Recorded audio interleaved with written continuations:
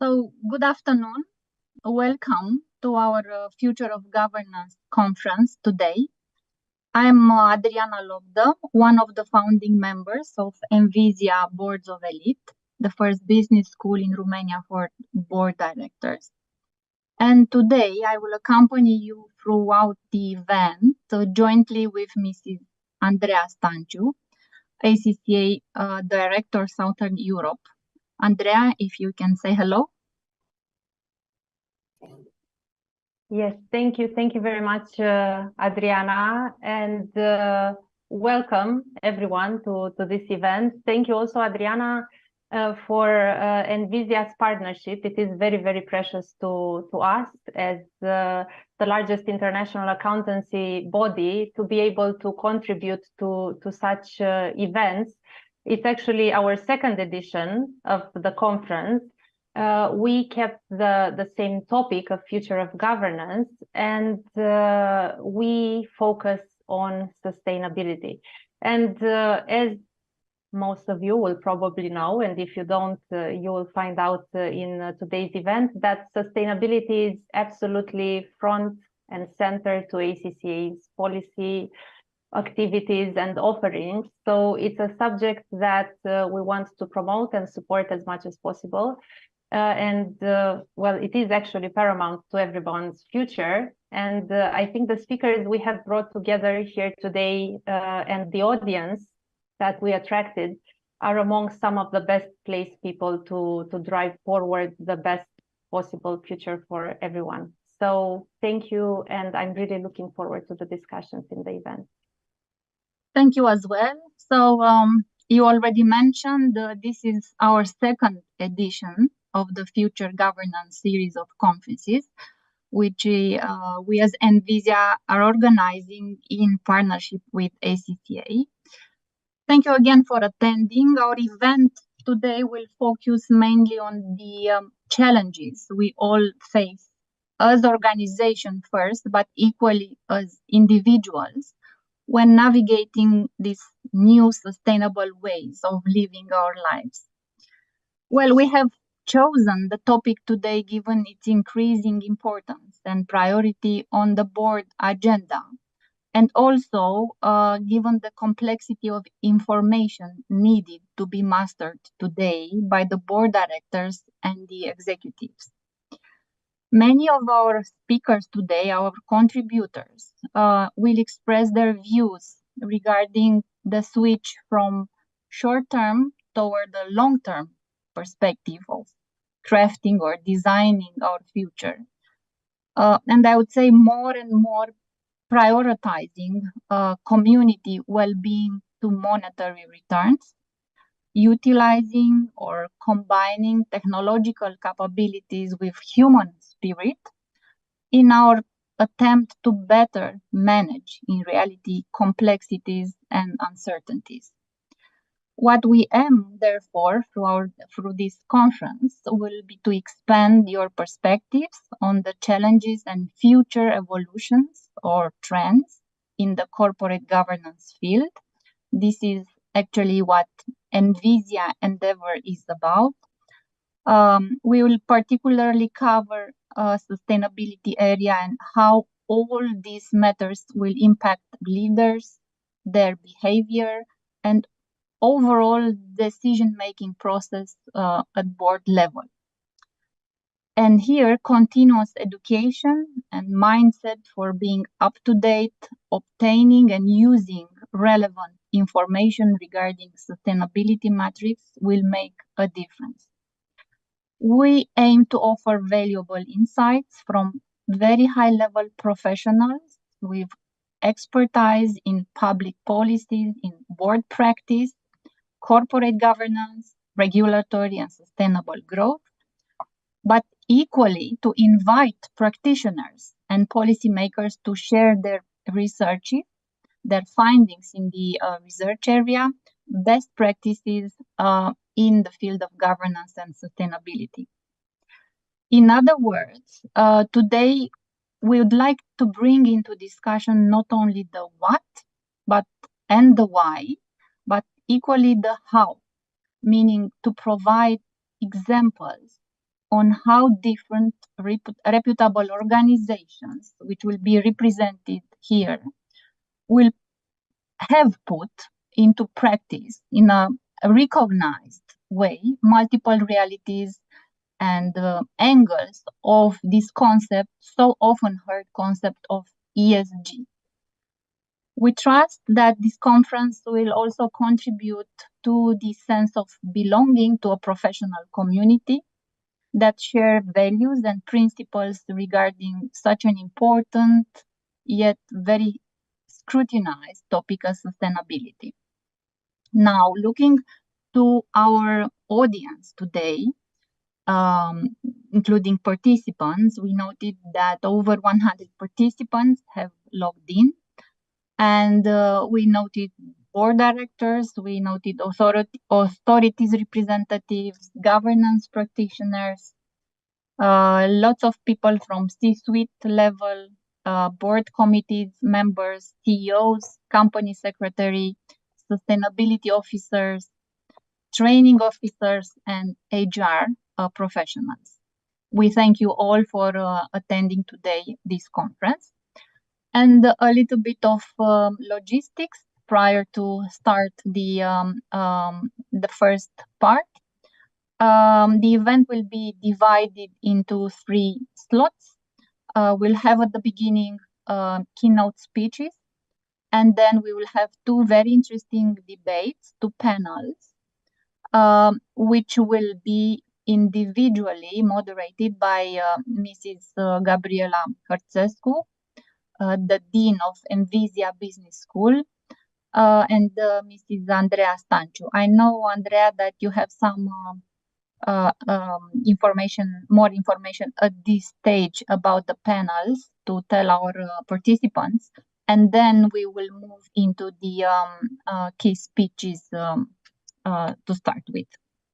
Adriana, thank you very much. I think you have captured perfectly the spirit of the conference and what we want to achieve here.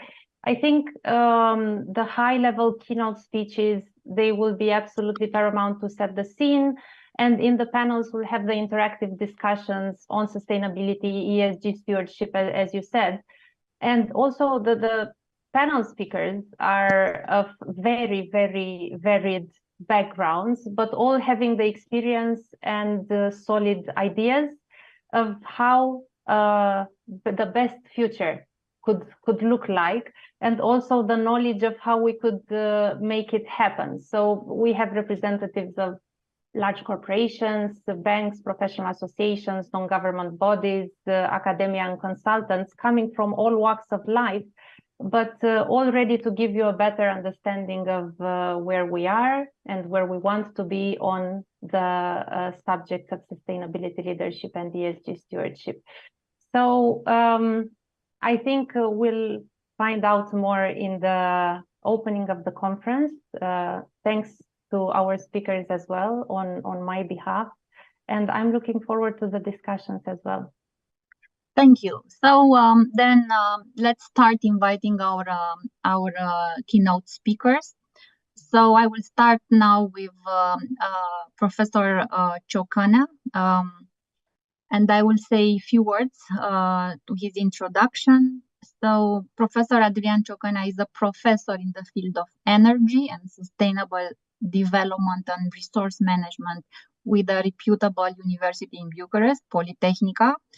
We all know this prestigious organization. He was elected as member of Renewable Energy Commission from the Technical Sciences section of the Romanian Academy.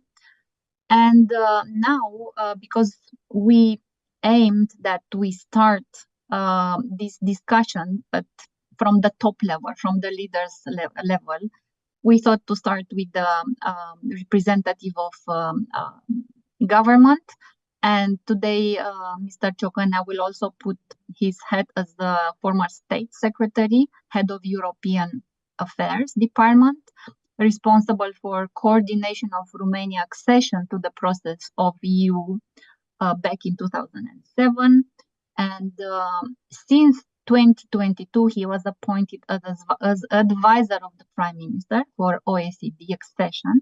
and Deputy National Coordinator. So, Professor Ciocana,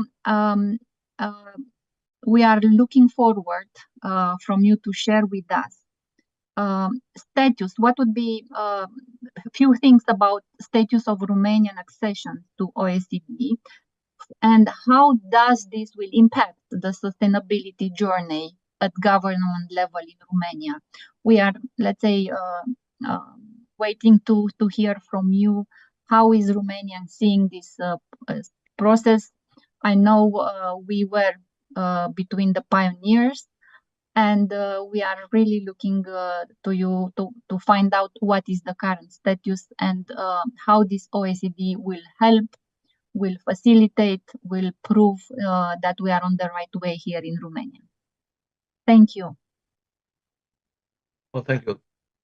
I hope anyone here on the level. You hear me? We can hear you with some difficulties, but I think this can be fixed. There is what I can do working. So, okay now?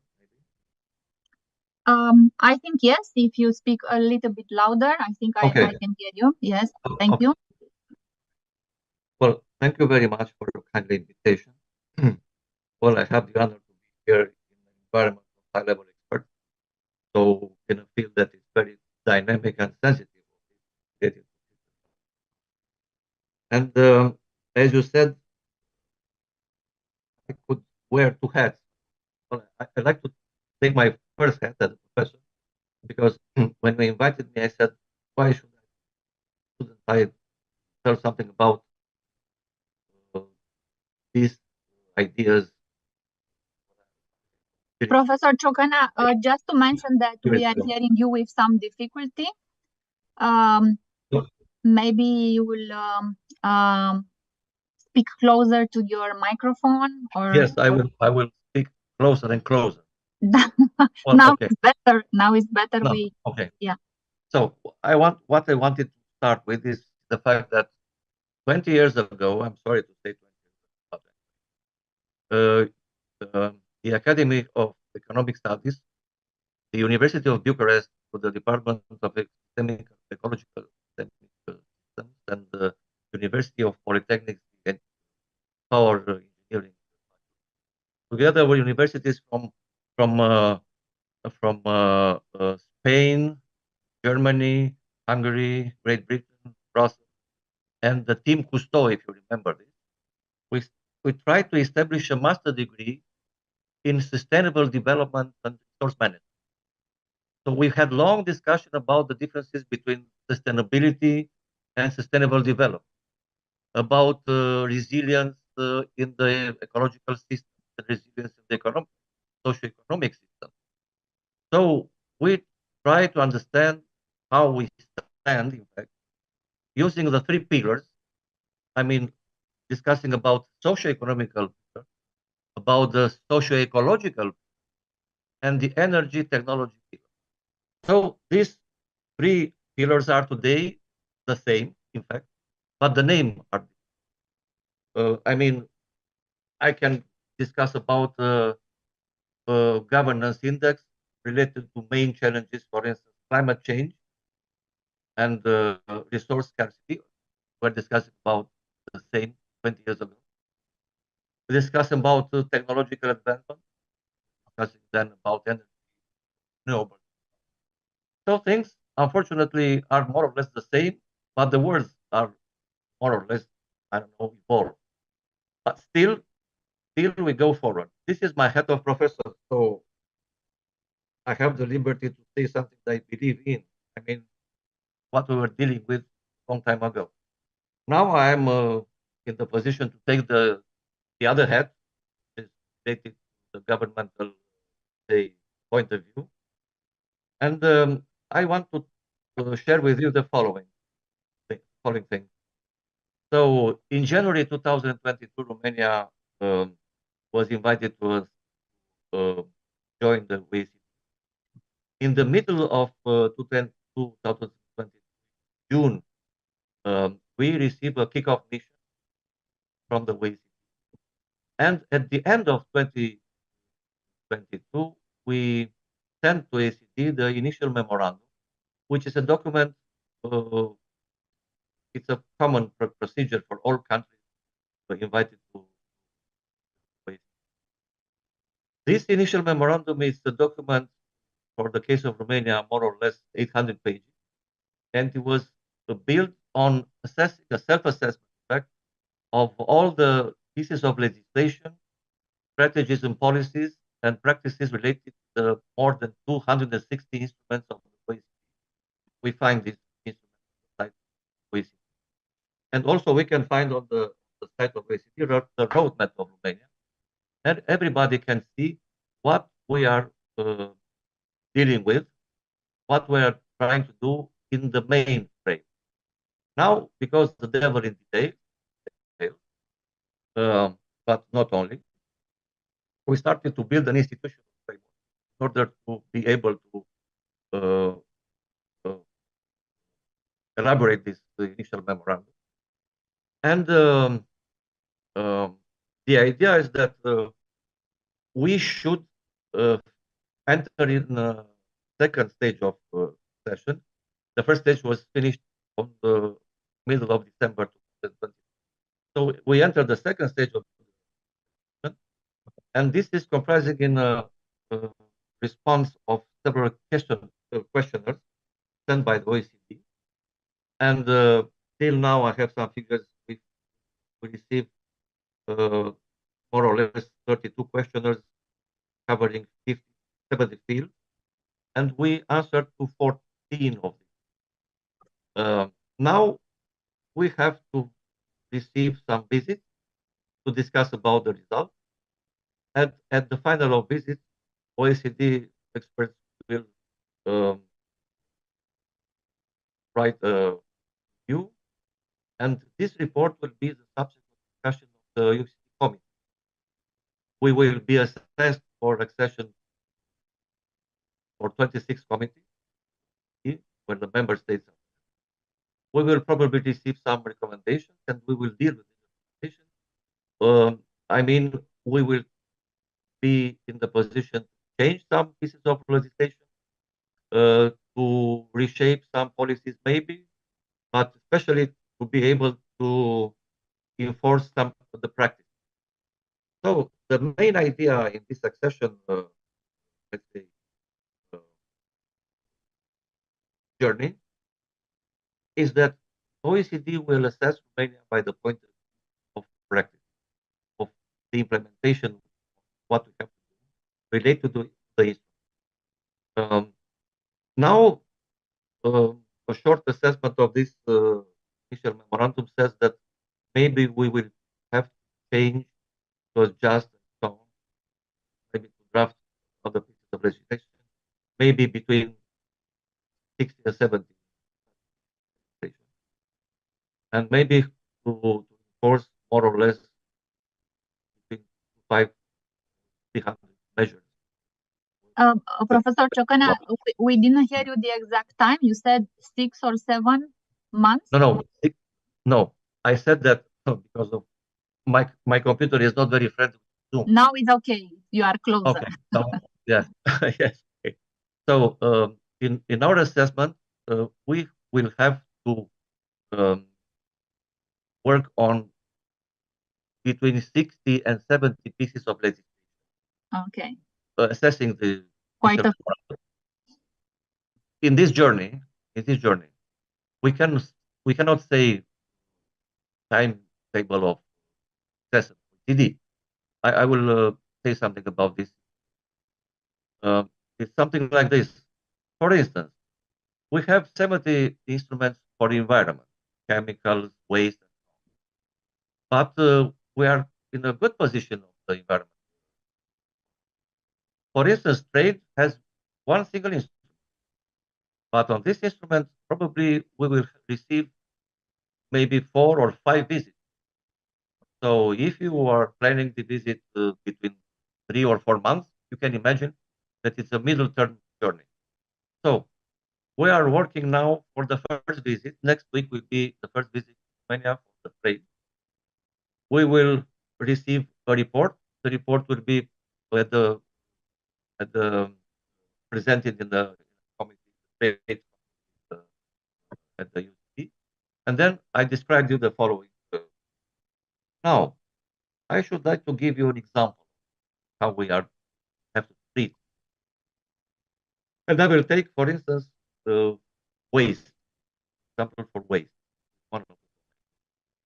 There are 8 instruments for waste, and Romania stays very good by the point of view of legislation. Whereas we stay quite good by the point of view of policies and strategies. But we have to implement better a certain piece of legislation related to the so-called spaces for disposal of this kind of waste, solid waste. Now, this is the third pillars of the memorandum: legislation, practice, strategies, and practice.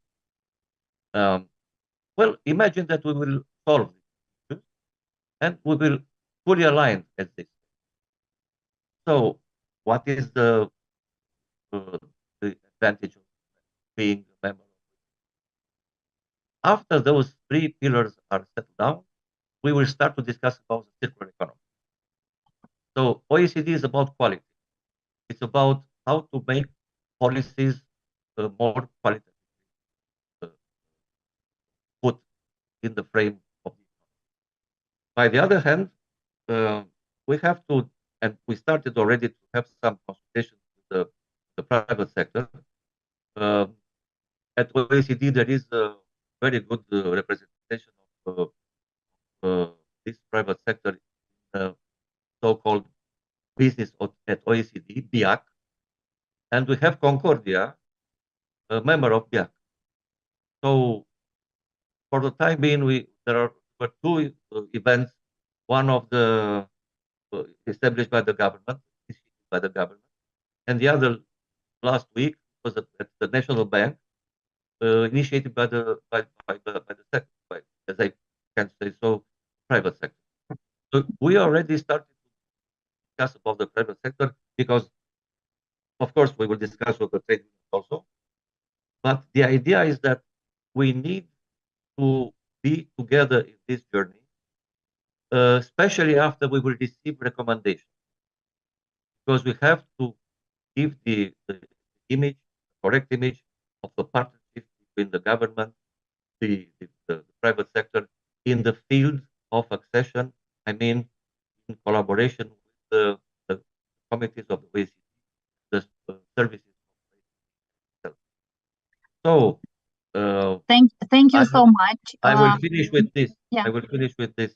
We are in a good start on OECD, and we are keen to develop this collaboration. Thank you very much. Thank you. Because there were some let's say technical issues in hearing you extremely well. Let's put it like that. I may rephrase the conclusion you have drawn that we have embarked in this OECD way of accession, which seems not necessarily a short way, but rather in perspective, since you mentioned the journey and the numerous visits which are ahead and waiting for us. And you mentioned that sustainability is on the government agenda with some priority, with a real priority. Actually, those 2 events you mentioned proved that in order to be, let's say, in order to achieve some results, actually, everybody, all forces should be combined into the same, with the same objective. This is what I captured from your speech, and the examples you have given with the waste. I think it's relevant for us, and we are looking forward to see other pieces of let's say regulation mirroring the principles and the values brought by OECD. Thank you so much, Professor Ciocana. So, Vessi, welcome. We were waiting for you. Now I have the pleasure to introduce you, because you will come with an international perspective. Dear participants, Mrs. Vesi Haralampieva is a Senior Counsel, Associate Director and Governance with EBRD, European Bank for Reconstruction and Development. Actually, she leads the energy sustainability and climate change policy and law reform within EBRD legal department. She led key ESG policy and client initiative in the Central and Eastern Europe region, including the development of ESG guidelines in Warsaw, in Bucharest back in 2022, and Prague 2023 stock exchanges. Vesi, I think there will be quite a lot of minutes if I will keep presenting your achievements. I think what is relevant for us, particularly in light of your insights in your speech, Vesi is one of the originators of EBRD Corporate Climate Governance Facility. And also she is a member of EFRAG, is the body EFRAG External Expert Working Group, is the work currently issuing the European Sustainability Standard, which will be soon implemented by major organizations throughout Europe. So, Vesi, we are looking forward to hear from you priorities regarding sustainable governance on your organization, on EBRD agenda, and possibly an update of the status of current regulatory framework as you have, let's say, encountered during your professional work. Thank you very much, Adriana, Gabriela. Dear distinguished guests, it's a pleasure to join you today. Apologies for the technical glitch. I had some issues to join earlier. But I think this is a very important event, and I think all the issues that you have raised, and as the professor mentioned, the focus on sustainability governance is, is a current trend, but it's also a challenge for boards. It's a challenge for companies, especially from our region. And I want to talk to you about that. I want to talk about the governance and future of governance, but before that, why and how boards are crucial in driving the transition to a sustainable economy. As a senior counsel at EBRD, I will also talk about what we are doing in order to support our economies of operations, in order to support our clients in integrating the environmental, social, and governance considerations in the existing corporate governance practices, in the risk management framework and decision making. So, as we've heard in recent years, especially I would say over the last 3-4 years, sustainability governance has shifted internationally from a mere buzzword to a centrally embedded strategic item in the board's agendas. So globally, investors and corporate board senior executives have becoming progressively aware that the performance of a business is also very much reliant on the way the company identifies, assesses, manages, and eventually communicates to their broader group of customers, of investors, and to the society, really the ESG factors, the ESG risks, and eventually opportunities. So an increasing number of jurisdictions have started legislative activities around that, about the transparency around ESGs. And there are also, as you very well know, a plethora of international standard setters, international initiatives focusing on asset managers, investors, responsible investors, and all of that. I think the common thread is that they place sustainability at the core of doing business, at the core of financial services regulation, and really very much at the corporate disclosure requirements. So sustainability is, there is no kind of universally agreed definition. It's very much regarded as an approach, or increasingly a strategy for or how to evaluate businesses on this broad range of socially desirable objectives using these non-financial impact indicators. So the ESG is a framework designed to assist investors and businesses in identifying and managing these risks. So really based on, to the extent that it's possible, transparent, consistent, measurable ESG criteria.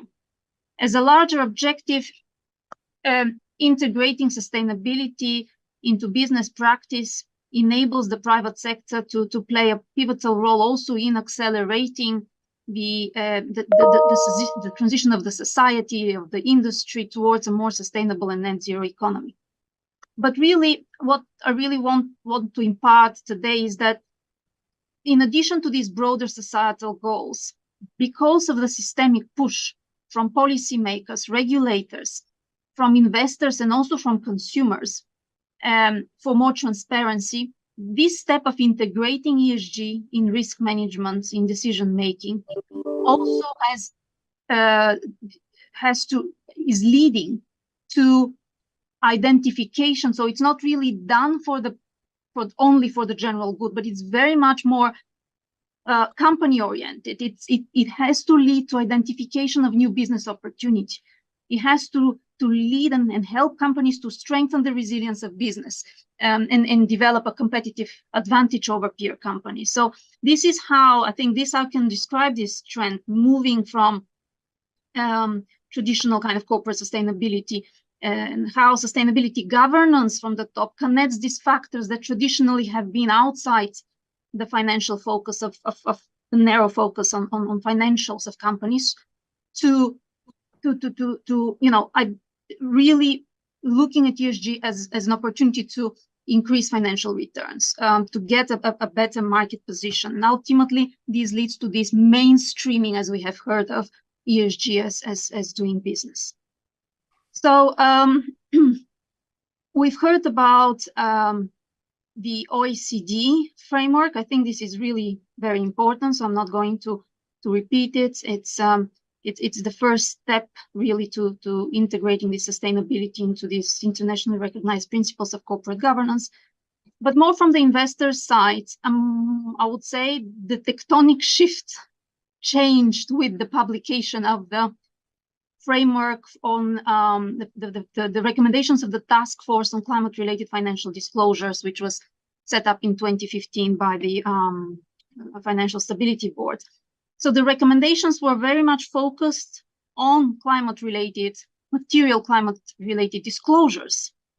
But the whole framework, which really looked at governance, strategy, risk management, metrics, targets, oriented towards disclosure. So transparency of how this organization manages climate risks, but also accountability. And that's why the role of boards is really important. Yeah. So this framework, I would say, and the push towards more transparency of assessing climate risks, what we have seen over the last 5-6 years has inspired, in a way, a number of other voluntary frameworks and national legislation. I'm not going to get into that, but what I wanted to focus is this move from industry-led, more kind of voluntary disclosure practices on climate, which are now integrated as mandatory requirements under the UK legislation, also very much under the, as you mentioned, Adriana, the European sustainability reporting standards that are, of course, much broader. It's ESG, but the whole framework and thinking is in there. So, okay, talking about the EU, I think that move, and of course, what I want to say is that this is, while before it was more led, I would say, more from international organizations, these frameworks, voluntary frameworks, are led by the investors community. Yeah, they're led by large institutional investors. So there've been, as I mentioned, Net Zero Alliance. There've been a number of them, which help in a very, sometimes it's overwhelming, I would say, but they help propel this discussion. So you either are with it, or you are part of this transition and this transformation, or you fall out of it. Yeah, so it's I think there is really no way out. But if I may ask you in line with what you are just saying, we all noted that at the EU level, it has been a recommendation to slow down a little bit the industry-specific standards, so that the companies will have enough time to absorb the other information, the other requirements generated by general standards. So that to me, well, it has two edges, but the positive one, it will be that it will give some peace to companies to really think, to become authentic, and really implement what they are saying. So not just complying with the standards, but really putting some meaning behind these reports, which will be transparent, as you said, to the entire investors. I think that's very, very relevant, Adriana, because in addition to this drive that in some jurisdiction is how can I say, more at the front, or it's kind of more pressing than others. In addition to this requirement for this transparency and disclosure, we have to understand, especially in the countries in Europe, but also where we operate, there is this huge gap, and that's what in our work that we have seen, traditional gap between the reporting, the information that's available, non-financial factors, and where the European standards are pushing the companies within a very short time frame. Yeah, so this gap, in order to fill in a meaningful way, we have to take it step by step, and you're completely right about it. Yeah, so the European framework, however, the legal frameworks are already put in place. So we have the sustainable financial disclosure regulation, yeah, which is already in place for financial markets and for asset manager financial markets advisors, which also already imposes this disclosure for sustainability related factors. And that's already there. The taxonomy is under review, but market already sees where this is all going. Now, CSRD, the one that you are referring to, which is the Corporate Sustainability Reporting Directive, which is already in place and phased in for different sizes of companies, the requirements for reporting, this mainstream reporting that the legislative framework set out, has to be consistent with these standards. Now, as you rightly pointed out, the Commission has been under increased pressure to slow down. One of the reasons because of the need for companies to catch up and to provide a consistent and meaningful information, not just noise. Because if we are pushing too hard without the data, without the relevant frameworks, without the preparedness on the markets, which realistically that's where we are, that's where our countries are, then we risk derailing the whole exercise. But at the same time, in parallel to the European work, and I would say that it's still very much under discussion. To what extent, when the general standards will go ahead, whether now I think there is a very high level discussions to go on first with climate, or to incorporate a much broader non-climate standards as it is in the drafts that are under consultation. And I believe that eventually there will be, the push for the general standards to keep in the deadline, and there will be more time for the sector-specific industry standards. It was the thinking originally. What I think the Commission's timeline got a little bit, more ambitious, and I think this will eventually take account of the markets. But in parallel to the European standards, of course, we have the IFRS International Sustainability Standards Board that have been tasked to develop the global baseline for sustainability standards. Yeah, so we actually met with them yesterday, and it's interesting between us how quickly also over the last few months They have developed and offered the standards for consultation, of course, more investor friendly rather than broader impact as it is in the Commission. The deadline for these standards to become publicly available, I think, is 26th of June.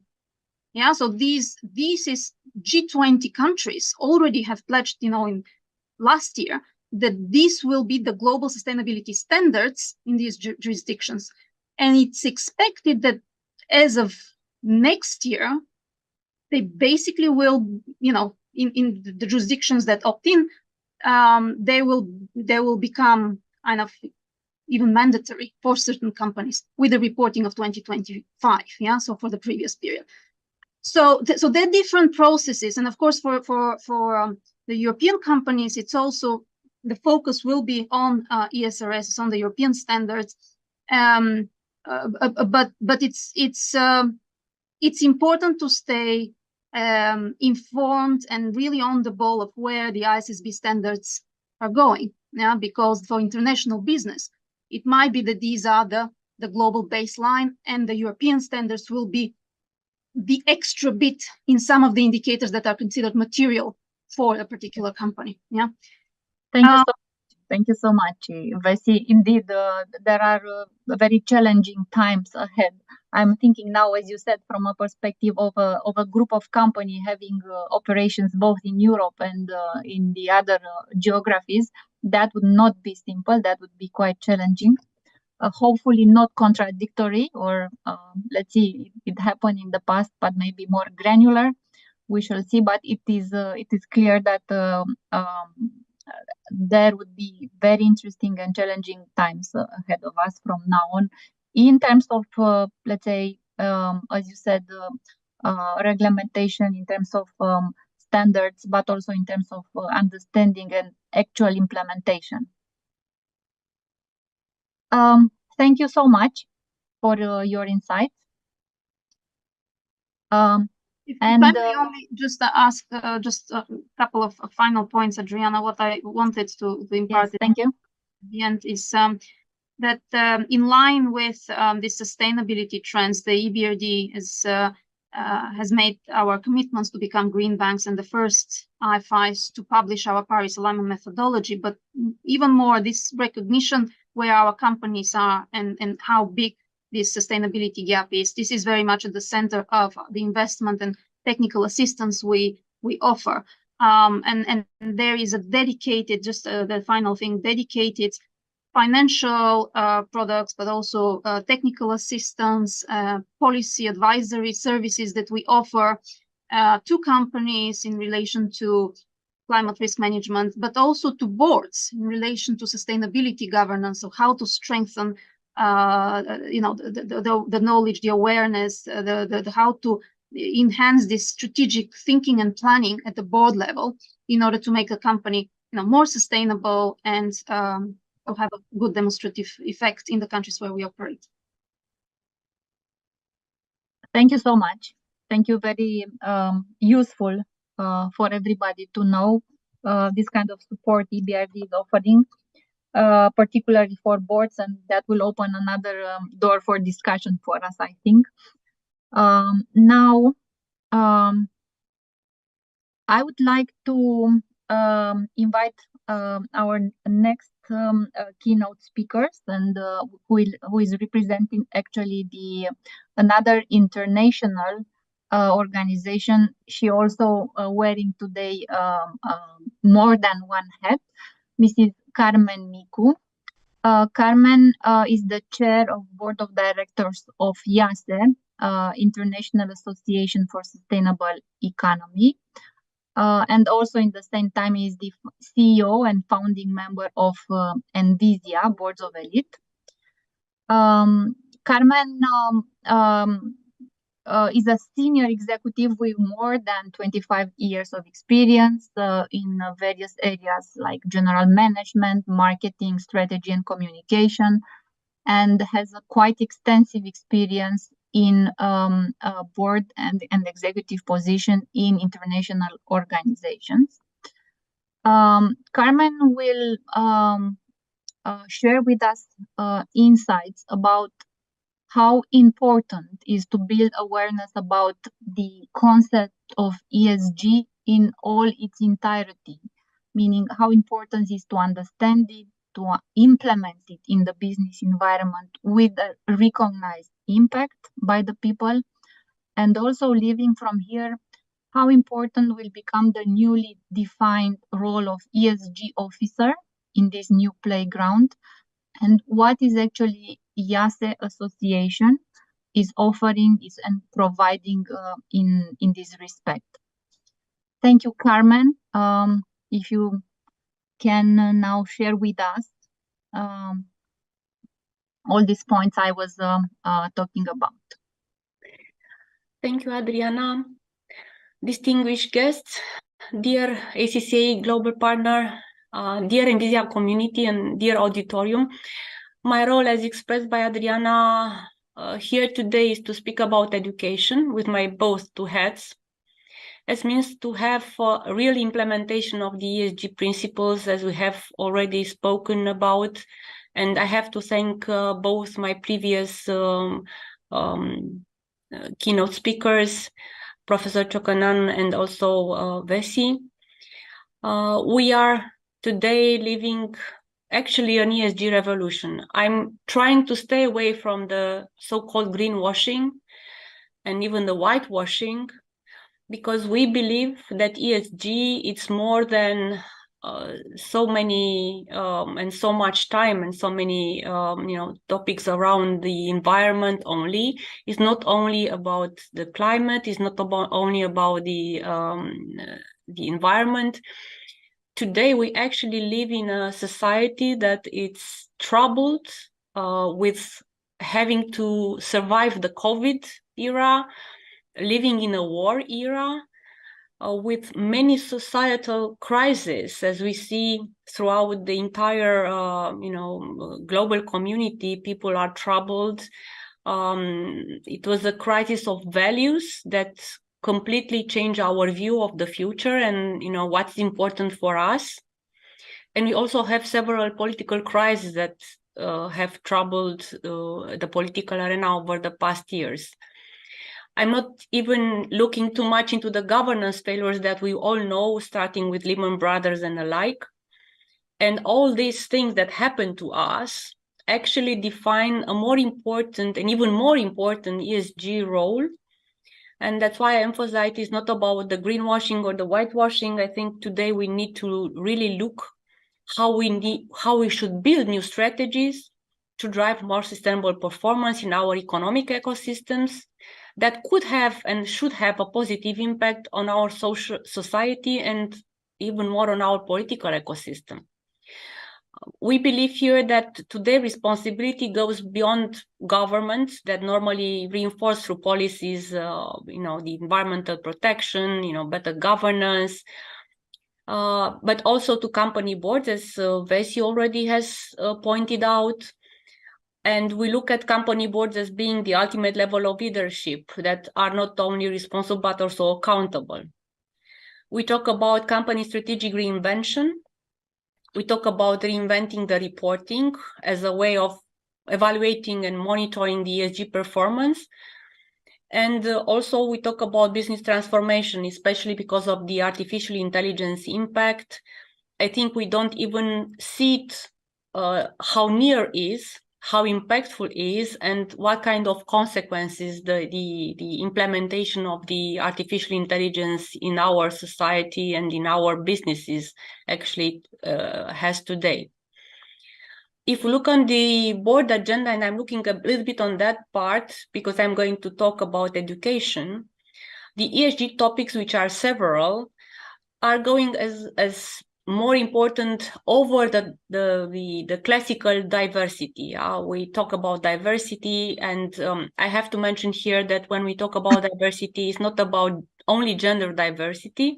We talk about especially expertise diversity, experiences diversity, points of view that we need to bring into ESG strategies. We talk about, of course, a lot of variety of procedures and processes that we want to implement in our companies and our societies to mitigate the variety of risks that also my predecessor speakers spoke about. We talk about societal protection and raising the awareness regarding the welfare of communities. And also we look a little bit more in depth, what does it mean proper governance, responsible governance? What does it mean to oversee a proper governance? That's why we believe that ESG has a very important role in raising the awareness of what's happening with us today, and to draw us closer to a very clear fact. We are on the edge, on the verge of living a society revolution, a social revolution. And we look at ESG as one of the means to become more aware of this challenge that we are facing. Our answer to all this is actually how we could do that. We do this through education, because education means information, means explanation, means raising awareness. And also, when we look at all these happenings around us, we know that there, in terms of the E factor, it's probably has more than 20 years since we raised the awareness through several organizations and several legislation initiatives that are already, there to implement. But we are also very happy and very aware that there is now a EU standard, which is ISO 37000, started in 2021, and recently was also launched in Romania, by the way, as a guidance to implement proper governance in organizations. So we have also in this direction a standard, not only in environmental protection standard. And now I'm actually drawing the attention to the education standards. And here comes IASE, the International Association for Sustainable Economy, which aims to draw the standards as a main certification body in ESG that promotes sustainable business. Since 2020, since we were incorporated, we strive to deliver the 3 levels of certification globally, aiming actually to build a community of responsible professionals that are capable to deal with all these changes and to the complexity of the ESG topics. We believe that education through people who are professionals in the ESG area, like ESG officers, are the ones who will be able to promote, support the all the necessary procedures and processes, top, bottom, and bottom up, especially bottom up, so that we can see a real change with an impactful change in our societies, in our businesses, even in our political ecosystem. I hope that you will follow up this association and this organization. I hope that you will promote education in your organizations as a means to, again, raise awareness. And of course, thinking from the board level, it's your responsibility to designate special people in your organization that are responsible to implement ESG principles and topics, and to follow up and to control. And the board, of course, to make it as their one of the main topics on their agenda to oversee the ESG topics implementations and policy and procedures. That would be it from my side. I'm wishing you every success at today's conference, and hope to see you soon, looking for the education means in ESG area. And thank you, Adriana, again. Thank you, Carmen. Thank you so much. ESG certification, there is no secret, is now in high demand. Lots of professionals are not only interested, but even following such a certification and finding it useful and let's say with certain applicability to their organization now in the future. And since you spoke about education, now it's my pleasure to make the link to in this area of education toward Maggie. Maggie, I think you don't need any introduction for the entire ACCA community, but I will still mention that you are the Executive Director, Strategy and Governance with ACCA Global.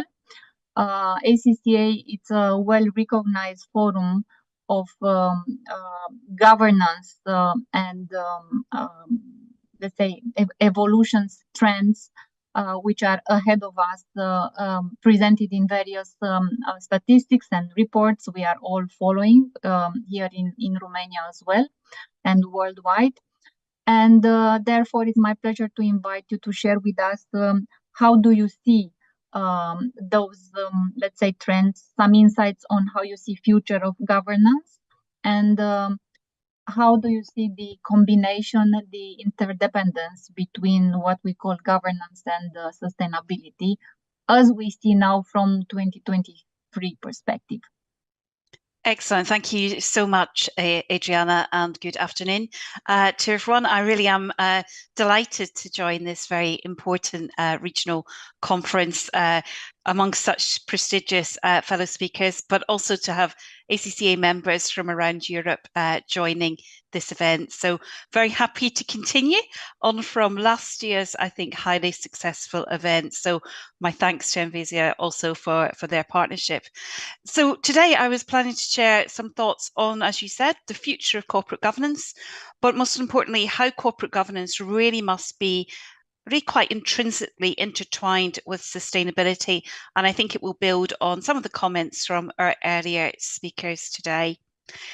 I mean, I think the scientific evidence provided by all of the various research, but in particular the sort of UN's Intergovernmental Panel on Climate Change, the IPCC, is really unequivocal.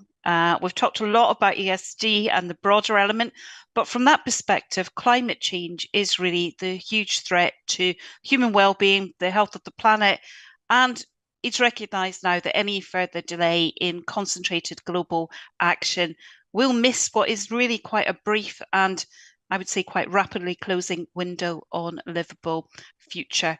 And I think to quote from the IPCC and Jim Skeer, his view is it's now or never if we want to limit our global warming to 1.5 degrees. So without deep and immediate action, we have significant challenges.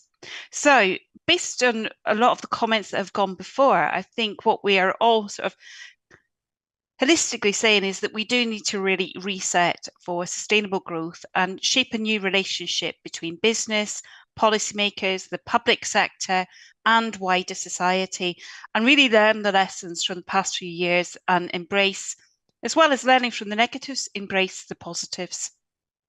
And I think the collaboration that drives forward those critical changes is really absolutely key. And that will take collective action that leverages technology, but also sort of new ways of working. And we see this through our own engagement.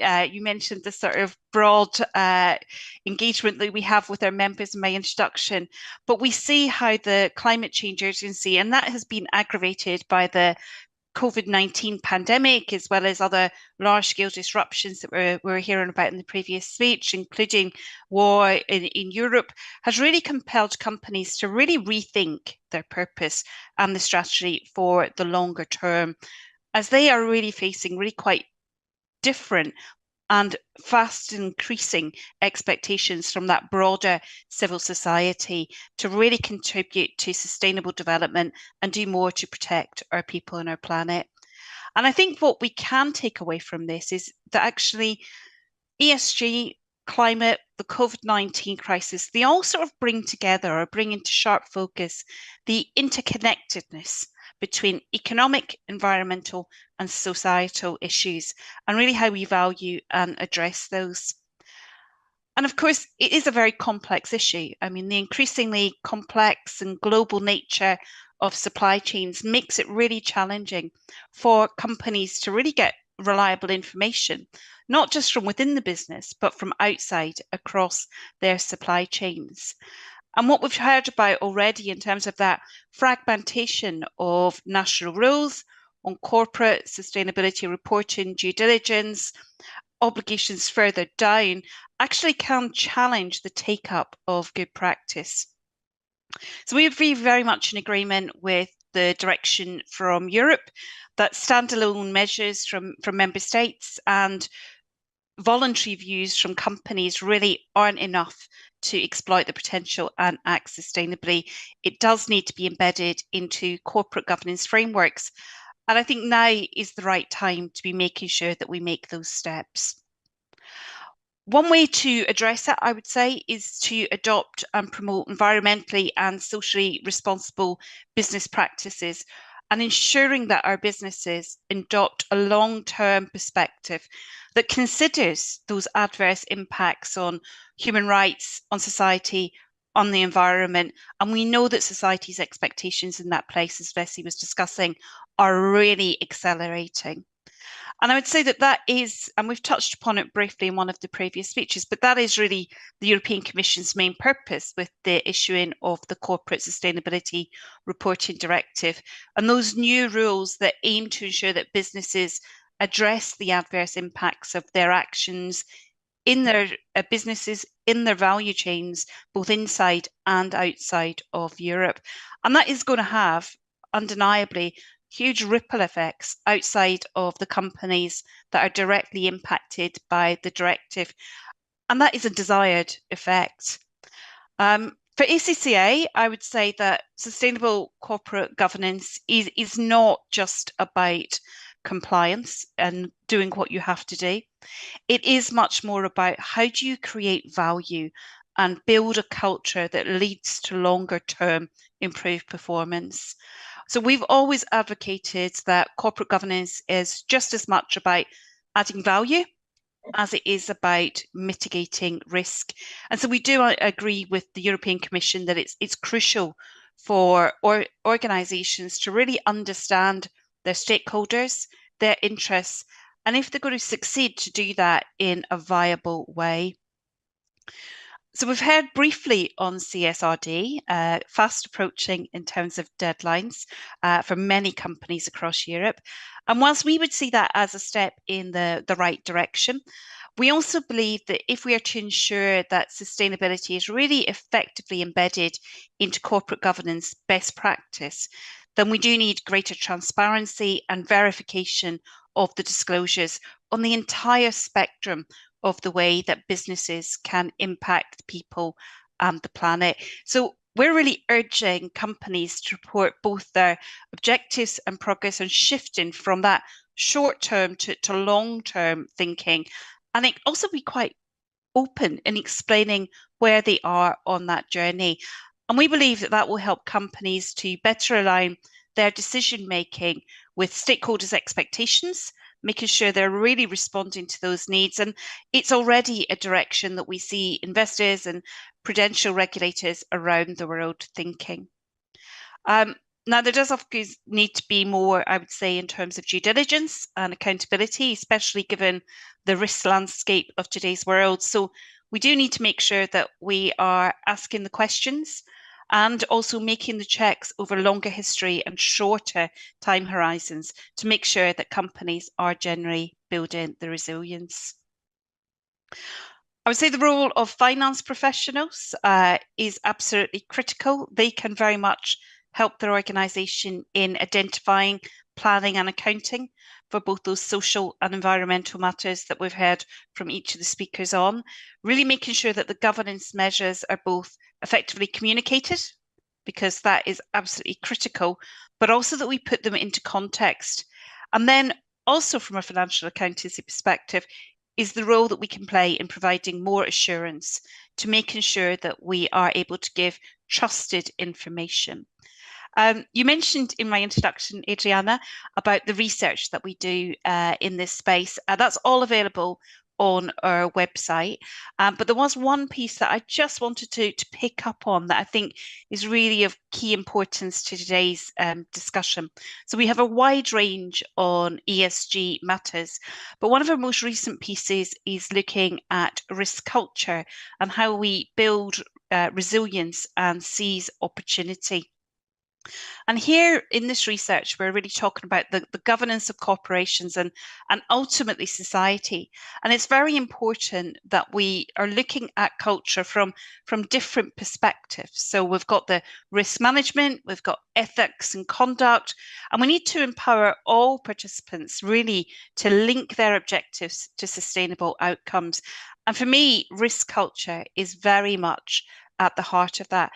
But I think, what does that risk culture mean, and to what extent do corporate governance professionals understand how we encourage, I think, effective risk management? And I think it's the human factor. And I think all members and all participants at this conference are absolutely critical in terms of achieving our aims. It's about getting curious. It's about listening to your people. It's about engaging with them. And our research pointed out that human risk is actually the largest risk facing business and society as a whole. And if human behaviour is a response to their environment, then risk and accounting professionals in the wide variety of roles that they undertake really need to bear in mind that factor when setting up their risk governance processes, and actually considering that actually that human beings are always trying to influence that. But we do have an absolutely critical role to play beyond the sort of, I would say, traditional performance management processes. And that all will empower organisational leaders to have the necessary information to be able to take informed decisions that create that long-term value, recognising those interdependencies and the trade-offs that they have to make and consider in their business lives. Professional accountants, critically, I would say, absolutely at the heart of that, in an excellent position to really provide those decision makers and the boards with greater foresight, with their predictive analysis and looking at how they can use the data to inform and bring greater insights. Across Europe, we do have a huge number of members, and we are supporting them through all of these changes. And I know, Adriana, you mentioned that we have quite a number on today's session, but we have looked from an education perspective. So we do have a certificate in sustainability for finance. And our European offices across the board are supporting our over 20,000 members in Europe to really understand the future, what they need to do and how they can upskill and be very much at the heart of sustainability and a response to ESG. So I just think briefly in conclusion, I think everyone at this conference and beyond really has that critical role to play in building sustainable futures for all of us and making sure that we bring together and create really coherent best practices to make sure that we can move forward together. I definitely think and positively, I think that the accountancy profession really is right at the very heart of it. And I look forward to questions and forward discussion. And thank you so much for the opportunity to speak and engage. Thank you very much, Adriana. Thank you so much, Maggie. Being a professional accountant originally myself, I completely resonate to what you were saying. And if I may, one of my conclusion would be clearly that one single path, one single angle of education today will not be enough to become a full professional. And that's maybe in our case of professional accountant even more, because there is a whole bunch of information for us to absorb and to interpret, let's say in the area of financial, to make them even more relevant. And from that, it comes also this interdependence between the three areas you discussed about ESG concept. Thank you so much. Maggie, you mentioned about research. Again, this is very helpful in making the transition to Professor Andrew Cacabațe. Hello, Andrew. Hello, Adriana.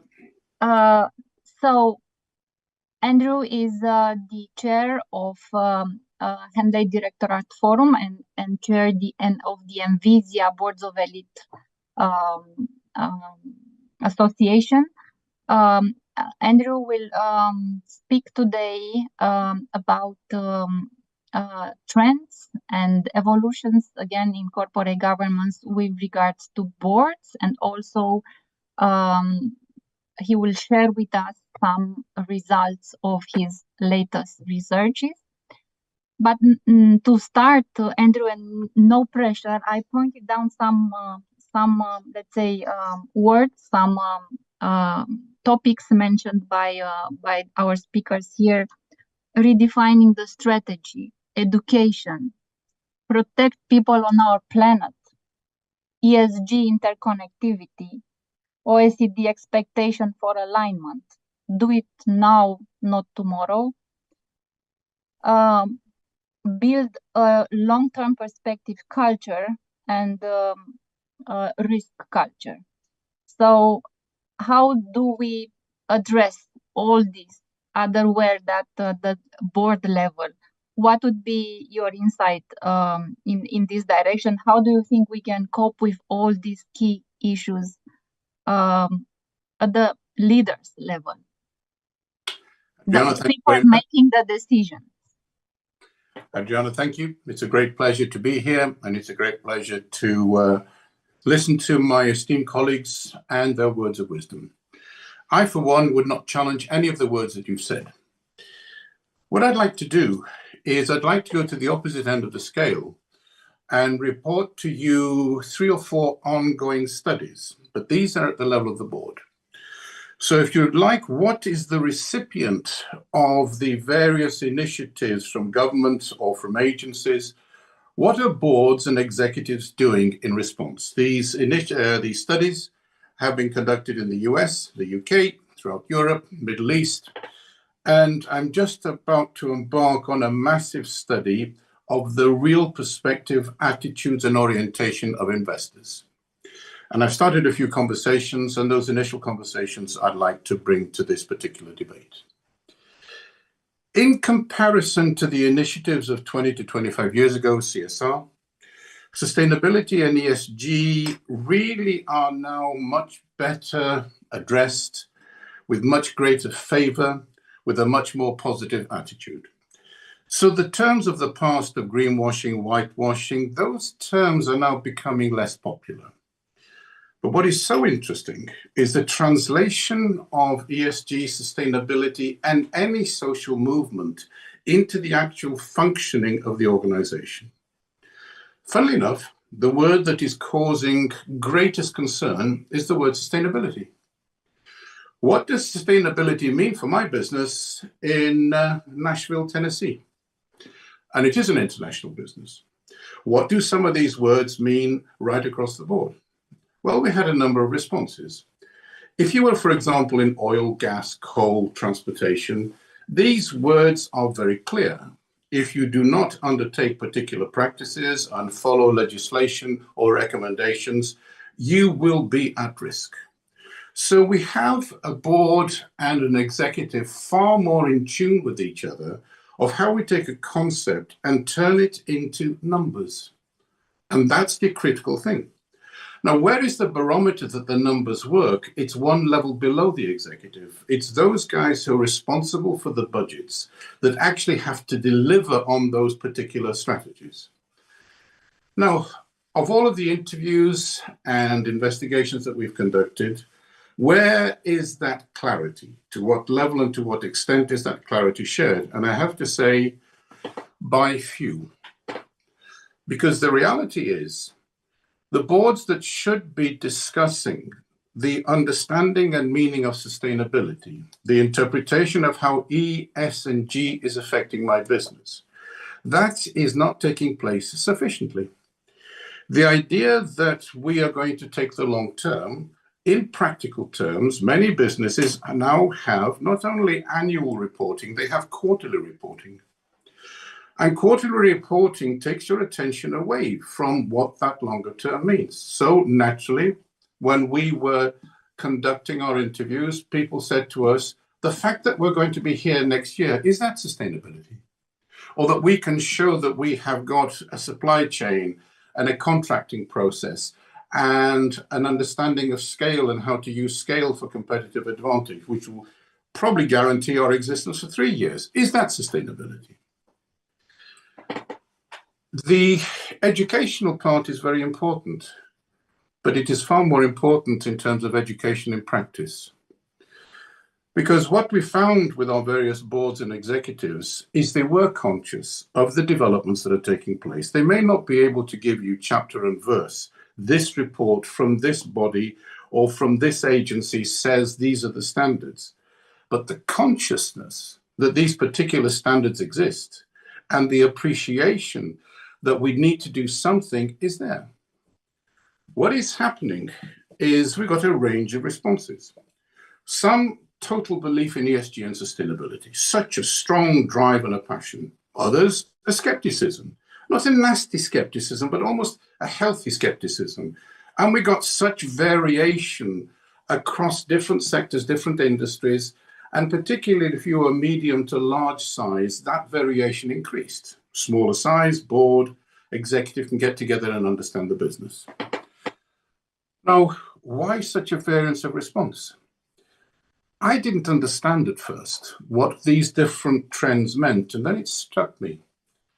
There's a really old principle running right through the strategy literature, which is 20% of strategy effort is on creation, 80% is on application, delivery. Now, I've worked with companies, I've worked with governments, and although that rationally, intellectually is acknowledged, even by ministers, 20% of strategy in the creation, 80% we have to really look at what we're doing and how we're doing it. Emotionally, it's the other way around. 80% of strategy emotionally is given to strategy creation. And an irritation arises concerning strategy adoption or strategy delivery. And what we found with some of these boards, and I have to say also with the government we're working with, is exactly that.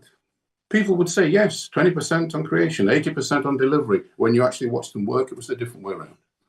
And in fact, there was an irritation when, for a minister perspective, something was not being delivered that they wanted. And what the civil servants or the experts were fundamentally saying is, minister, slow down. We're trying to create a strategy that works with these communities and these contexts, and just you pushing will not help. But the minister's response was, yes, but I'm publicly exposed. What did we hear from chairs? Yes, I'm publicly exposed. What did we hear from CEOs? I'm publicly exposed. So we have an age-old problem. How do we take an initiative that is desperate, that we must apply, and make it work when the reality of the challenge is 80% of our effort needs to be on strategy delivery? What were we finding in terms of capability and expertise in this area? Well, the first is a fear that to break compliance, to go against compliance, will actually cause us harm. This is a fear that has been building up for quite some time. Compliance after compliance, after initiative, after, if you like, scandal after scandal, is nothing new. This is something we've been left over from the 1990s. So when we have a problem, a compliance requirement. If you looked at all the problems that we've had, particularly in terms of scandals, what has not taken place? And that is listening. The stewardship necessary to implement an interesting proposal, to deal with a potential scandal in the future, to deal with a potential risk in the future, that was the area that was missing. And what we have found on board successively for the last 20 to 25 years is the overemphasis on compliance is slowly killing the initiative and the courage and the resilience to face up to a problem and say, how do we deal with this concern, this challenge that is unique for us so that we can make strategy work? And what we're finding with sustainability and ESG, exactly that. Insufficient attention to stewardship. As I said, did the participants in this study, who varied from mid to large-sized corporations, from CEOs, chairs, board members, executive members, it was a complete range of individuals who were involved in the application of sustainability and ESG. Did they represent something? Yes. We don't know how to start the conversation to move forward. What was interesting, and in particular in Romania, was that the role of chair is still too immature.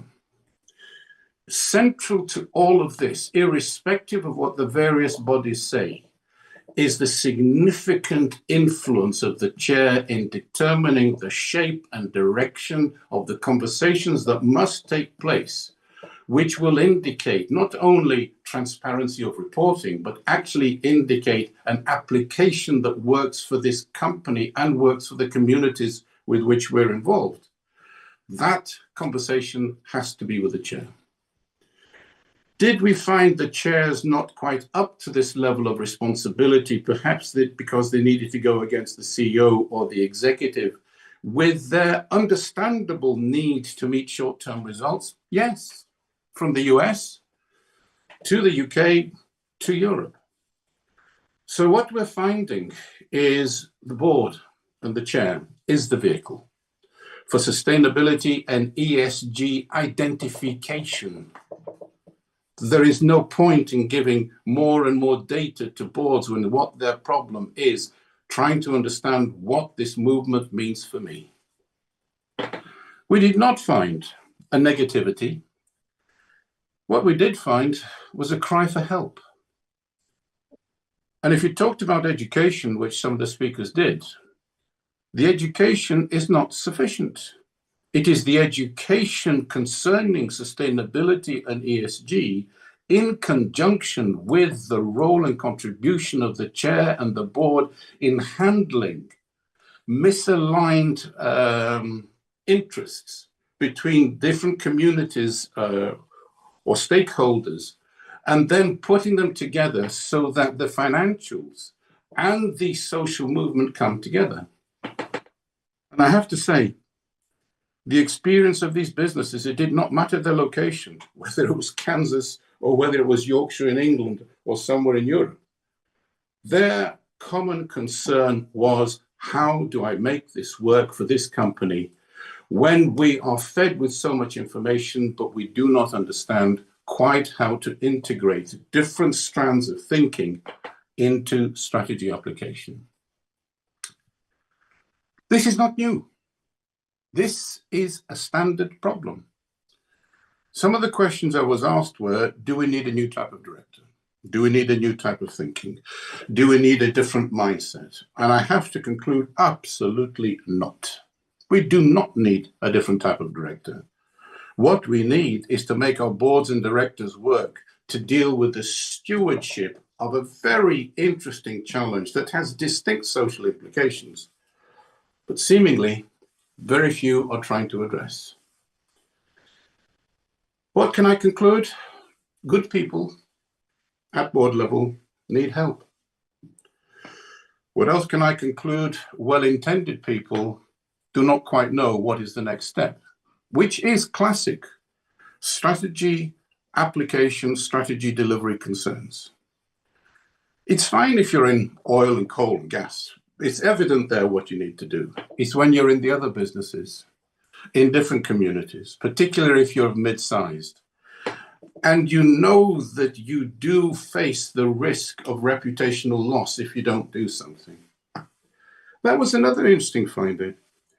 The insight as to what the risk will be for us if we do nothing. That was there. What was the problem? Very similar to other organizations that have had massive scandals, the Marconi scandals, the Enron scandals, if we go way back. What was there? There was a board that knew the risk. They even knew what was going to happen to them over the next 4 to 5 years. And they could not create the climate for a conversation at board level.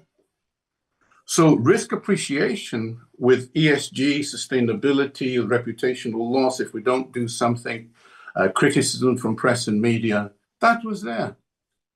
But to start a conversation that made sense, under an executive that was pressurized, and from a general management below that said, be clear and give us the numbers so that we can actually hit the targets you want. That was the problem.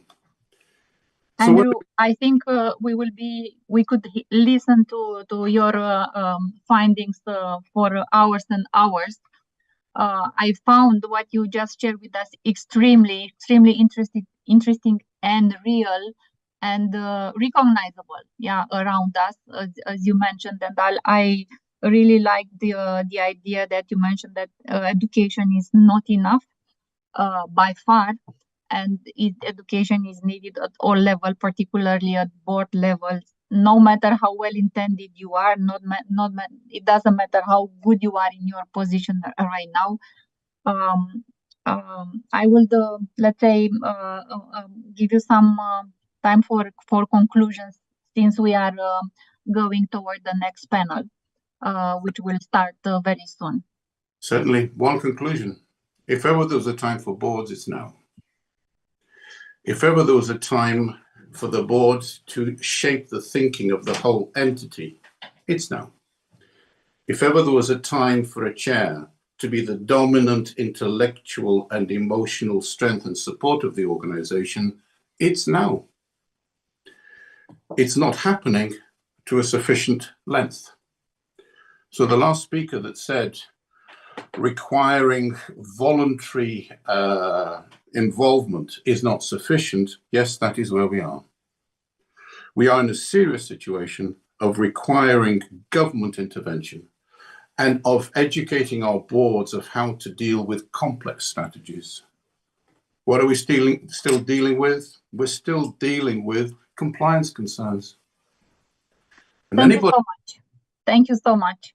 Thank you so much. We are really running a little bit ahead of time.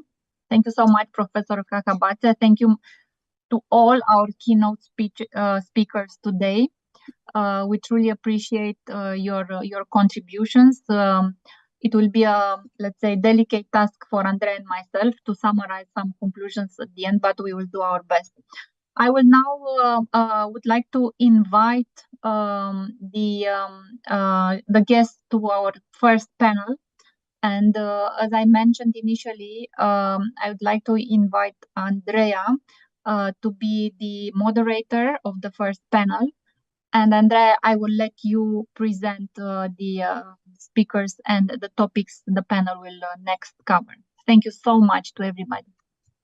Thank you, Adriana. Again, the conversations, the presentations that we heard were really interesting and mind-opening, food for thought, I think, and with some silver linings as well regarding the future. It's my honor now to open the panel discussions, and we have the topic sustainability leadership, as you know, and it's such a pleasure to have high-level, experienced professionals who have such diverse backgrounds, and all brought together by having this strong sustainability thinking at their core. And on sustainability leadership, actually, there is this quote which I very much appreciated, which I think it captures almost the essence of sustainability leadership. Is from Greta Thunberg, the world famous environmental activist. So I will quote it. She says, the biggest danger is not inaction. The real danger is when politicians and CEOs are making it look like real action is happening, when in fact almost nothing is being done, apart from clever accounting and creative PR. And, you know, I think Andrew was saying, like, we don't need to talk so much now about greenwashing. And he was also mentioning the fact that, okay, we need to think about the 80% application. So now in this panel, actually, we have this group of true leaders who definitely would support, drive, and implement concrete action. And to set things in perspective, I think to start the panel discussion, I won't introduce the panelists by title, position, because they are very visible on our website, but I would ask them to say a couple of words about themselves and their interest and experience in the topic of sustainability and corporate governance. So to set things in perspective, I was thinking that we should remind ourselves again why governance is a topic that is so important when leading for sustainability. And I will give the floor to Victoria. Thank you for joining us. Thank you. Thanks, Andrea. I've been lucky enough to be listening to the previous speakers. It's a real pleasure to have that opportunity to listen to you and to be part of this, I believe, quite massive group of people who are dialing into these sessions. So that's great. I'm a pracademic, which means I operate between academia and practice. I've been focused for the last 20 years very specifically on how we can align organizations, including business, with a sustainable future. And I really dig into the areas of purpose, governance, marketing, leadership, and culture, because I think as pillars, that unlocks the system. And I've been really strongly focused on guiding senior executives globally from a range of sectors, and also helping lead standards building to help clarify the emerging consensus and therefore the accountability frames that we can use to create the solutions that we're looking for. I'll talk a little bit about them as I address the first question. Why are we even talking about governance and leadership in governance for leadership for sustainability? And so I'm going to hang this around the statement that unsustainability is the world's biggest governance failure ever. And I invite you all to take a step back as I kind of outline why I say that, to reflect on this quite seriously. We're all coming at this from different places, some of us more recently, some for a longer period of time, but this is really the time at which we need to clarify what it is that's going wrong here in the biggest possible terms. I see a lot of wasted space in the area. So all critiques welcome, but this is how I, over the last 20 years, conclude it. So firstly, we have to remember what an economy is for. An economy takes resources and uses them to optimize well-being for a given society. That's economics 101. And this, in effect, and this is something that we don't quite remember often, is that that is actually the same goal as sustainability. If we take the definition of Brundtland, it has three key elements. It's about meeting needs, in other words, fulfilling well-being. It's not for a few people, it's for everyone. And it's not just for now, it's for the long term. So long-term well-being for all people and planet is the goal of sustainability. And in those terms, it's an accountability frame that we can anchor strategically to. It's also the closest we might get to humanity's meta-purpose. If we were to ask enough whys, we'd probably get there. So we have this beautiful thing that the economy should be absolutely achieving sustainability. And yet actually it's the economy that's been achieving unsustainability. So there is something about not the economy, but the way we're organizing the economy that's at the heart of this. And therefore about how we're governing the economy and governing the companies and organizations that sit within it. So the issue, and why I say that unsustainability is the biggest governance failure, is because whilst the economy was supposed to be creating long-term well-being for all, it wasn't. And it wasn't also what we were also not doing at the government, society, or company level. We're governing if the resources that we rely on for our long-term well-being for all were being cared for adequately. And if we remember that all organizations are essentially about a goal and the parameters, and you can nest that at any level of the system, and strategy is how do I achieve that goal within those parameters? So then if we then think about governance, is essentially the overall structure that sets the goal, sets the direction of the goal and the parameters, as well as then overseeing and being accountable for whether those are achieved. So the problem that we've had is that the goal of the economy, and hence of business and organizations and of society, has been on finance and financial capital as a proxy for well-being. And that's what we focus on as the goal But we also focus on that as the parameter, and that's what we govern. That's what our legislative, our institutional systems, our decision-making is essentially centered around. Finance as both the goal and the parameter, and that dictates the strategy. And what we haven't done is govern for long-term well-being for all within the non-financial capitals and social and environmental systems that uphold that system. So this is at the heart of the governance failure. And so if you take an economic system that's hardwired to focus very narrowly on finance and you expand that for half a century, it's not surprising that we end up in a place of unsustainability, as in our long-term well-being for everyone is under existential threat. We have our toes over the cliff.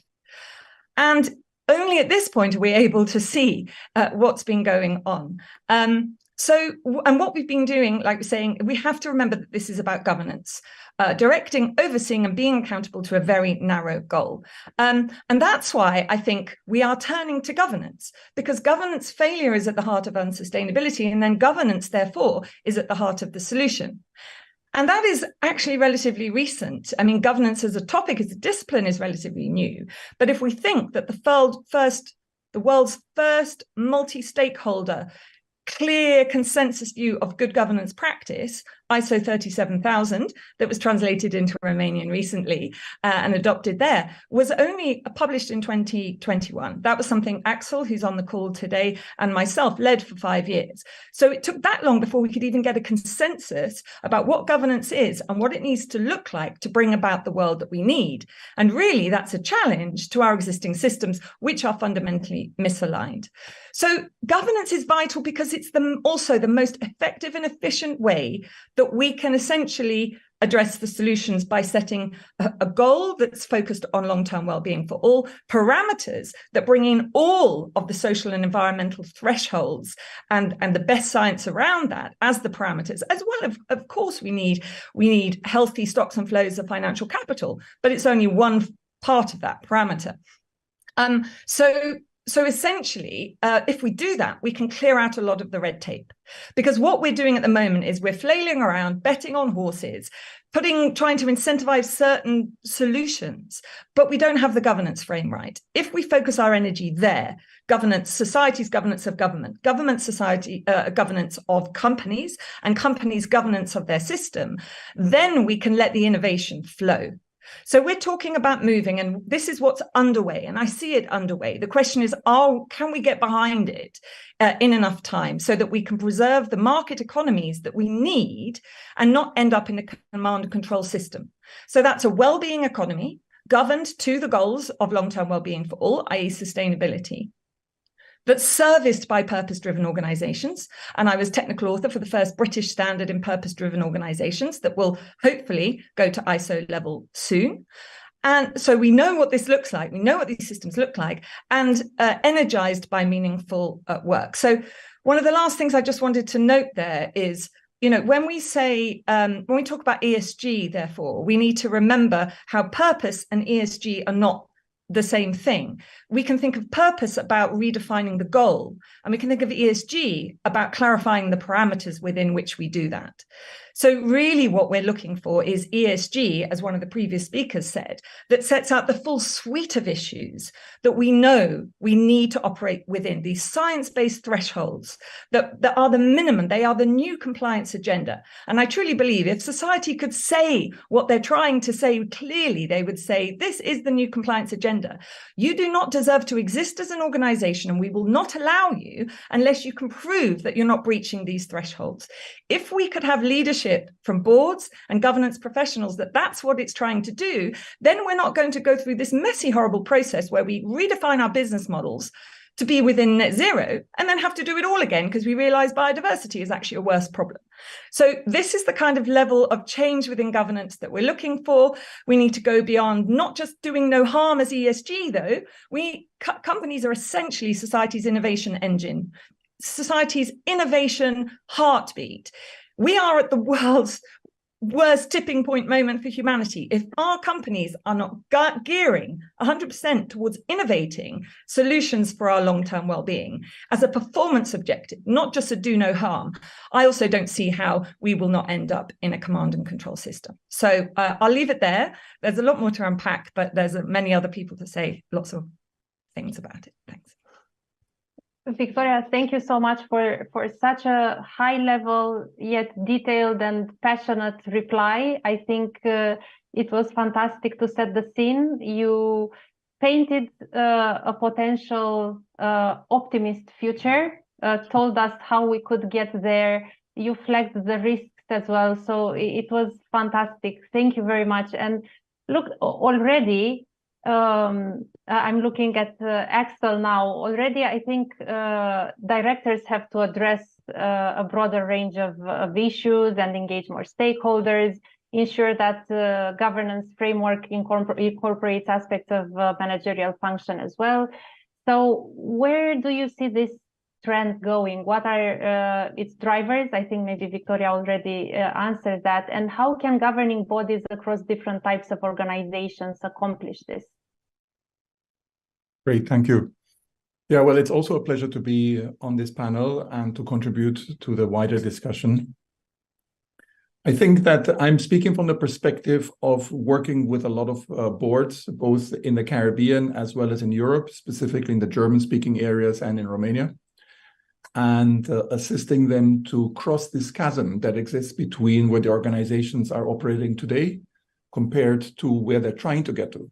But they have this dilemma between, this is what I'm facing today, and the world and my company is not yet ready to operate in the future, but I need to make the decisions today for the future. So how to work within that space. And as Victoria mentioned, I worked together with her. I had the pleasure of working with her for 5 years to develop ISO 37000, which brought together 55 countries, 25 liaison organizations, and then was unanimously adopted by or approved by 164 ISO member countries. I would point out 3 main trends at this point, which have already been spoken to. But the first is that there is this real emergency and there are these real tensions. So just as a couple of examples, we agreed to 1.5 degrees, but currently we are on target for 2.5 to 2.9 degrees, given what people are doing. And even the targets are giving us 2.4 degrees. So, and just as an illustration, for example, at 1.9 degrees, there are no coral reefs left in the world. So these are not small changes. These are massive, big changes. And in Paris, 8 years ago, when we agreed on these targets, there was zero probability that any year that we're living through will be at 1.5 or in the next foreseeable future.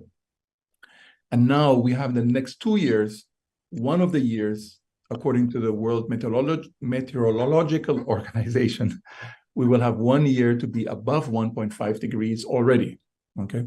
And last week, there was a report on the 50% of the SDG timeframe has passed. So we now have only 50% of the time left, but we have made only 25% progress.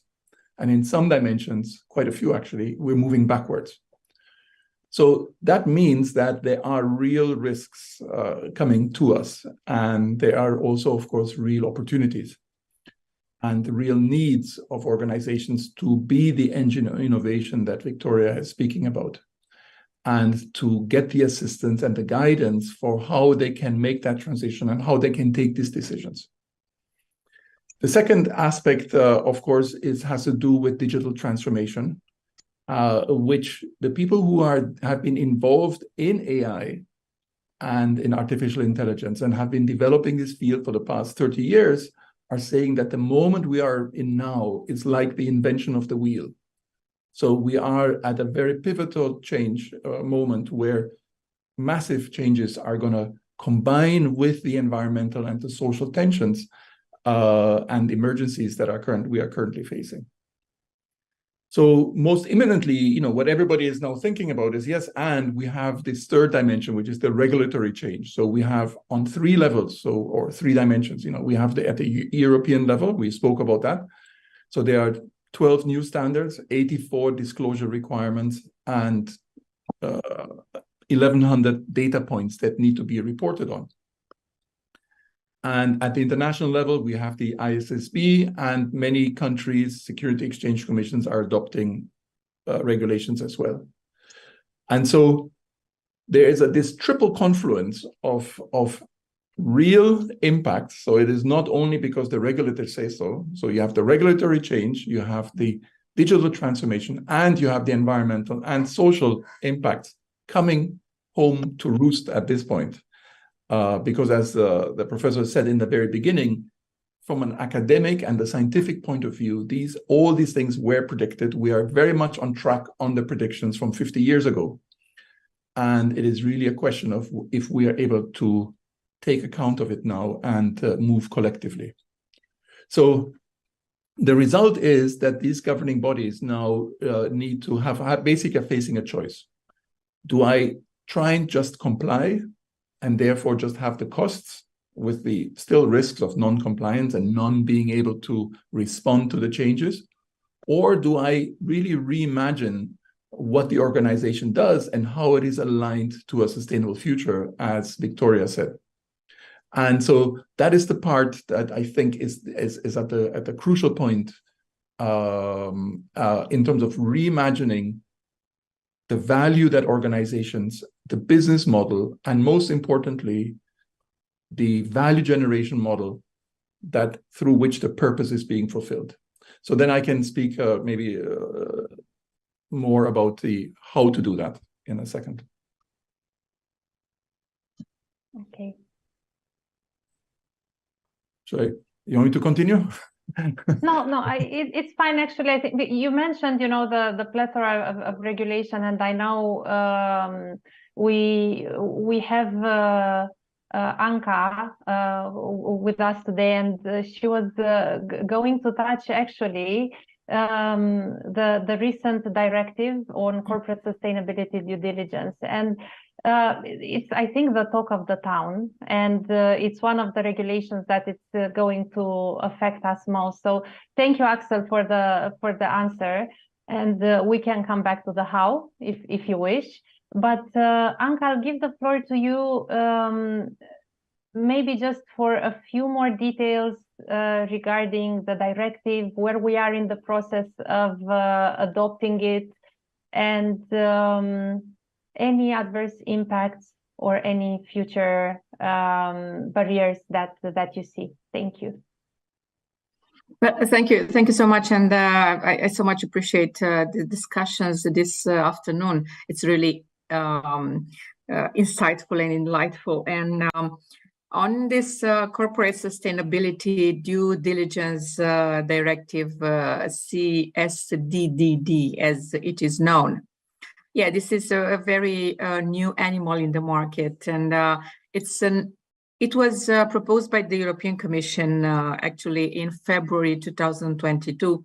After long debates, it was not easy to end up there. In December last year, the Council made some amendments and softened a little bit, actually significantly, the version proposed by the European Commission. It was much more ambitious, but also with much more impact on the companies. It is expected that the European Parliament will vote it by the end of this year, which means that it will enter into force no earlier than 2025. And actually, we've been talking here about sustainability through the climate and climate change, but it goes beyond climate, and we are talking about human rights and the due diligence of companies and of boards. So it's a very new and approach, also very comprehensive and very needed, very much needed. It will apply to very large companies. So the intention of the Commission was a little bit narrower, but the council actually made this directive applicable only to companies with more than 1,000 employees and worldwide turnover over 300 million net. And for non-EU companies with 300 million net turnover generated in the EU. Because for the initial proposal, the company's turnover went down even to 40 million euros per year. So the next step is to have the approval of the European Parliament. But in the meantime, what companies, these large companies, to do would be really to look in their subsidiaries and in their all processes and contractors and subcontractors, because these are also the companies are obliged to have this due diligence process to make sure that on the value chain, the human rights and climate objectives are observed. Also to make sure that the directors, also at top level and middle level, that's enough clarity in the responsibilities of directors. So at the end of the day, to know exactly who is diligent for what. For sure, in the Parliament, we do not expect to have a softer version, but maybe even a little bit of a stronger version, as we saw the discussions lately in the commissions and in the relevant committees for this directive.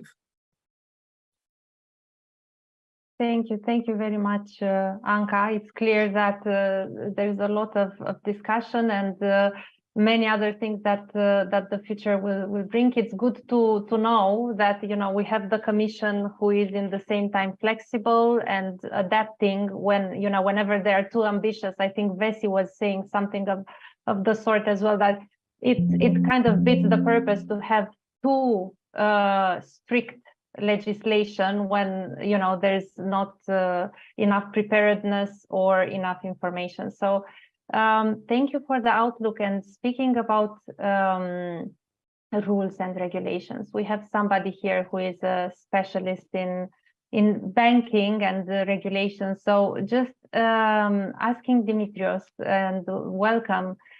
First, if you'd like to say a couple of words about yourself beyond just specialist in banking rules, and just because I know banking is one of the more strictly regulated sectors. So how are actually these ESG banking rules that we see now affecting the borrowers in the real economy, and how should they prepare? Good afternoon, Andrea, and good afternoon to my fellow panelists and the audience. Very happy to be here. I partner with Deloitte. I'm based in Bucharest, and I'm leading Deloitte's global practice when it comes to risk and regulation and financial services. The last years, I advise a lot of the European Commission bodies and a lot of the regulators and supervisors across Europe of how the green regulation comes into force. Yes, when we're talking about capital and lending. Yes, and just lending myself a little bit of Victoria's very passionate position that sustainability is survival. Yes, and access to capital and lending for the stakeholders of the economy is survival as well. Yes, so going into a little bit more of a practical approach, the way the regulation is issued, yes, the entire rule book, it's really trying to identify and measure and mitigate a new category and risk. And although we do have the first regulatory packages being rolled out into operation, the critical aspects missing is data and education. Yeah, so we really don't have data. We're measuring this new type of risk for the first time, and we're trying to mitigate this new type of risk for the first time. The banks have taken the first steps, although it's still on a basis of reporting and disclosures themselves. But very quickly, this will become part of their underwriting process. Yes, criteria of where the markets can give debt and capital. Yes, based on the disclosures they make, but that will very quickly evolve into a deeper discussion. Yes, so for the participants of the real economy, the larger corporates, the medium-sized, and especially the small enterprises, for them to retain access to the entire financial system, yes, they need to understand this type of rule book. They need to understand what sustainability means in general, yes, beyond the first aspect of climate, because we often focus on the E part of ESG, and I think this is where the difficulty and the disconnect is between the regulation and the real economy, and this is where the real risk is, particularly for the small and medium enterprises.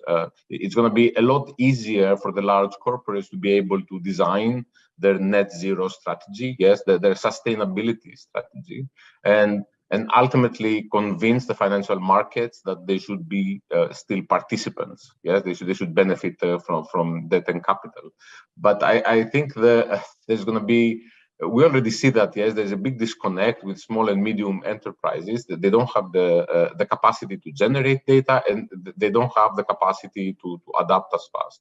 So I would say the big risk that we see right now is the disconnect, yes, between the financial markets and the real economy, yes, over what sustainability means and what each party will need to bring on the table, yes. And I think in the following years it's going to become more and more apparent, and this is where a lot of the effort of the state and the commission is going to go. But in terms of financing educational or awareness initiatives, but it will remain from a governance perspective, yes, it will remain the top priority for the long-term strategy of any type of business, yes. What is my sustainability strategy? Yes, what drives me and what will retain me as part of the real economy in the next 10, 20, 30, 40, 50 years, yes, which will also define the requirements of the banks or the capital markets if this strategy is allowed from a financier perspective. So I would say the big risk that we see right now is that a lot of the large corporates can facilitate that. They have the size of investment, yeah, and the appetite for it. But I think the big disconnect for the European economies, which rely a lot on small and medium enterprises, is transferring this type of governance to a different size of institution. That's very interesting. Thank you, Dimitrios. So you've mentioned maybe lack of education, it's still early days, mismatch between the banking regulations and the real economy, the risk to small and medium-sized enterprises. Any other risks? I mean, I know Andrew, Professor Cacabațe was saying like, well, maybe we should not talk about greenwashing so much. Is greenwashing something that you'd be concerned about at this moment? Yes, I think even in our last event with the European Banking Authority that took place in Bucharest and national banks of Romania and the FSA of Austria, that became one of the big announcements coming from the head of ESG of the European Banking Authority, yes, that they're working on perhaps a more aggressive greenwashing framework. And we actually saw that clean up in the market, yes, what investment fund qualifies as a green fund, yes, and the more regulation that comes on the table, the more difficult it's going to be. We saw that also in the bond market, yes, we have a plethora of self-called green bonds or sustainability-linked bonds that where potentially the purpose of the project was not so green, or the sustainability targets were a bit easier to achieve. So I think there is going to be, as as the economy gets more educated and the regulators get more educated, I think there's going to be a little bit of a bigger push, yes, for the sustainability targets from everybody to become more ambitious. So I think there is going to be a period where real effort and some greenwashing is going to take place until the education matures. However, I think that from a corporate governance perspective, yes, the trap of greenwashing, whether it happens intentionally or unintentionally, constitutes a big reputational risk. Yes. Yeah. So, thank you, Dimitrios. That was very pragmatic. You know, for a period, we'll have in parallel real efforts, greenwashing, until we have, you know, more educated constituents of this big topic. Thank you very much for the intervention. And you mentioned, you know, about translating strategy into processes, into implementation, and how this strategy will implement also ESG rules and sustainability. And I think that made the perfect connection to Alina, who is here with us today. And actually, we know we discussed that sustainability is embedded in the OMV Petrom strategy and decision-making process. So, Alina, if you don't mind just saying a couple of words about yourself and tell us to what extent, how exactly is sustainability embedded in your strategy and decision-making process, and what is the role of leadership, because this is what we're talking about right now. Thank you, Andrea, and thank you for the invitation. Great event, great discussion. I really feel honored to be part of it. As Andrea introduced me, I'm Alina Popa, CFO of OMV Petrom. This is one of the biggest energy company in Southeastern Europe, also listed at Bucharest Stock Exchange.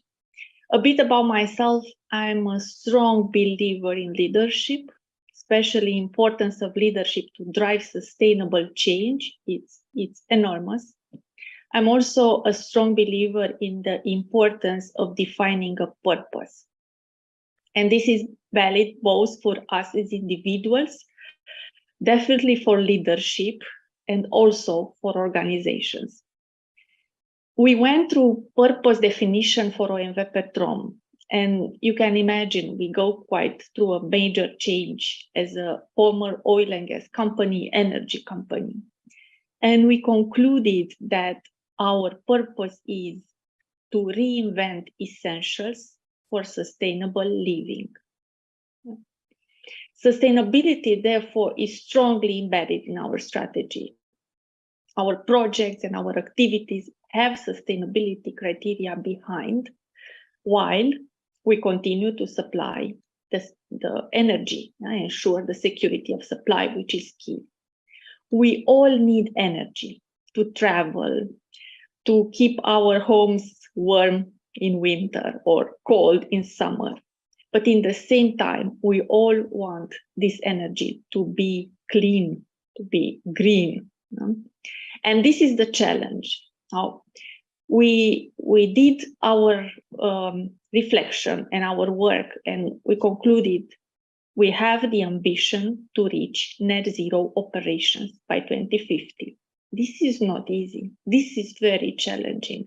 And this requires multiple activities: decarbonizing our operations, capturing and storing CO2, changing from fuels production, traditional fuels, to sustainable fuels. So it's quite a range of activities, and we are working heavily on all of those without having all the answers yet. But clearly, we have sustainability KPIs as targets of our strategy 2030. We have a clear target to reduce Scope 1 and 2 emissions from 2019 to 2030 by 30%. Similarly, to reduce Scope 1, 2, and 3 by 20% until 2030. So very, very clear targets. Going a bit to the supply chain, also there, clear targets. To ensure the yearly spend with local suppliers, it's at least 85% of total procurement spend. Or screening all new suppliers against mandatory ESG criteria. Because I think, the point Dimitris raised earlier, that it's quite a challenge for medium companies, is very relevant. But if we are driving this through scanning and asking each and every supplier to show us the ESG compliance or criteria they are living, I think we are contributing to the movement of all companies into the right direction. Now, with regards to decision-making process, it's equally important, even more important. In order to deliver on our strategy, we need to take appropriate decisions, and we need to consider in these decisions not only financial KPIs, but also sustainability KPIs. And this is a change. Yeah? This is a change for all us finance people working for more than 20 years. We are all used to, ROCE, IRR, and NPV, and now this is just not enough. Yeah? Whenever we evaluate a project, we look, of course, at all the financial KPIs, but in the same time to sustainability KPIs. That's a major change, and this is happening in the entire organization, and this is happening at board level. Yeah?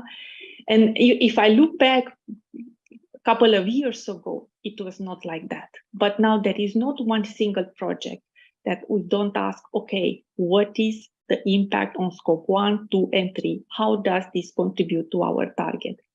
In the same time, when we look at the green projects, we have a lot of green projects. We all know green projects do not give easily returns that shareholders want and capital markets want.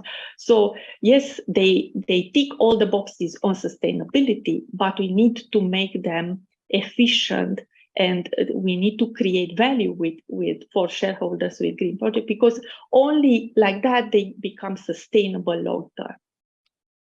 And to conclude with the leadership role, as I said, I strongly believe in the leadership role as in any change project or process, and especially when we talk about the transformation, what is here, fundamental change, leadership role is even more important. Leadership role is creating this engagement and motivation to really go through hard times and hard decisions. Because change and major change is always hard. If we change something and we do not feel that is hard, most likely we do not change anything. Because change is always hard at the beginning, but beautiful at the end. So leadership role is really to look into the future and to prepare organizations for sustainable future. Thank you. Thank you, Alina. This, first of all, is such a challenge. I mean, very ambitious goals, but when you go through them, we realize actually what we're facing as society, as corporation.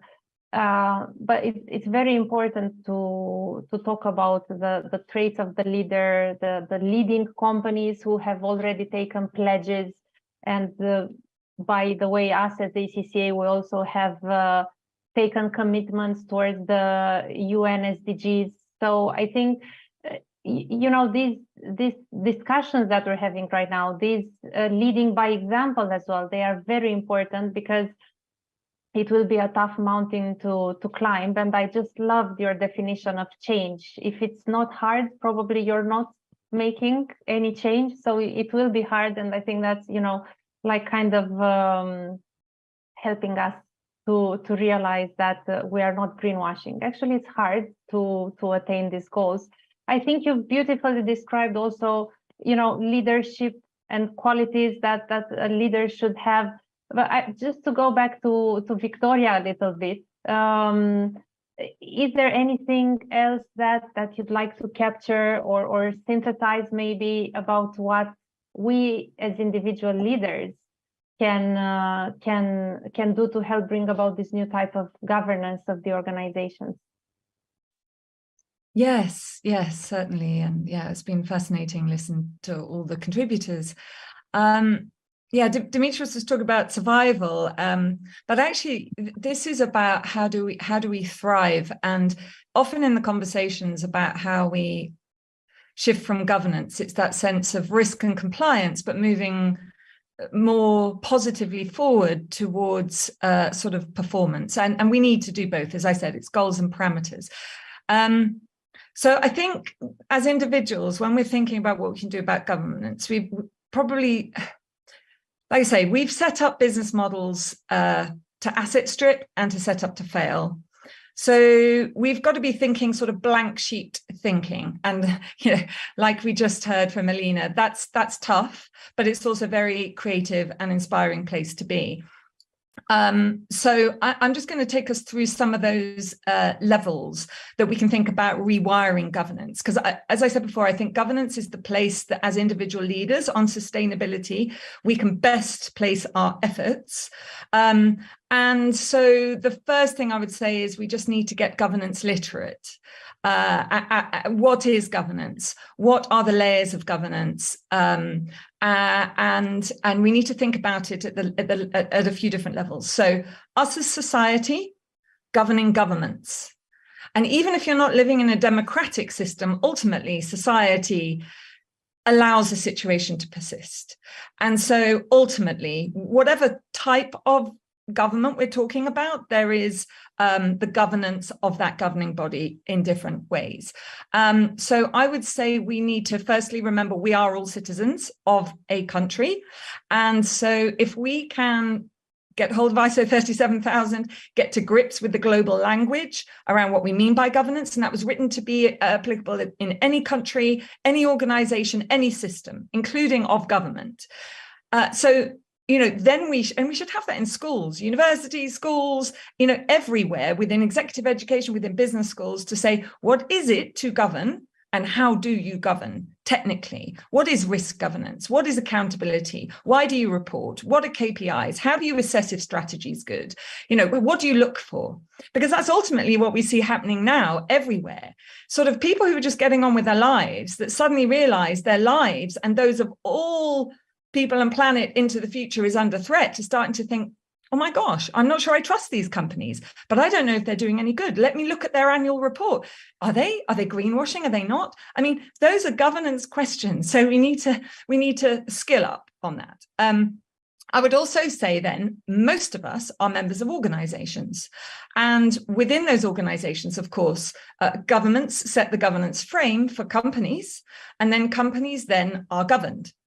Now, obviously, within organizations, governing bodies have often the most powerful, depending on how they're constituted, and also regulators and others, but the most powerful system within the organization, and of course, shareholders, depending on what we consider to be ownership and how that is enacted, have a massively important role to play. So if you're playing that kind of role, then really, really asking yourself, what is the governance that is aligned with the sustainable future? And like I say, the first stab at a global answer of that is in ISO 37000. That's the place to start. But wherever you are in that governance system, you know, we're all part of a governance system. And what I often hear when working with global executives is you get a lot of sort of governing bodies or CEOs going, well, look, we've said we want the company to be sustainable. You know, we've done all we think we can, but yet it doesn't seem to be happening on the ground. You know, we've heard, for example, Unilever year after year say, what, yeah. And often that is because whilst the governing body might be doing what it thinks is the best job, it's not necessarily pulling all those governance levers, recognizing what they are, and being able to understand what it feels like to be within a governance system, that system at any point.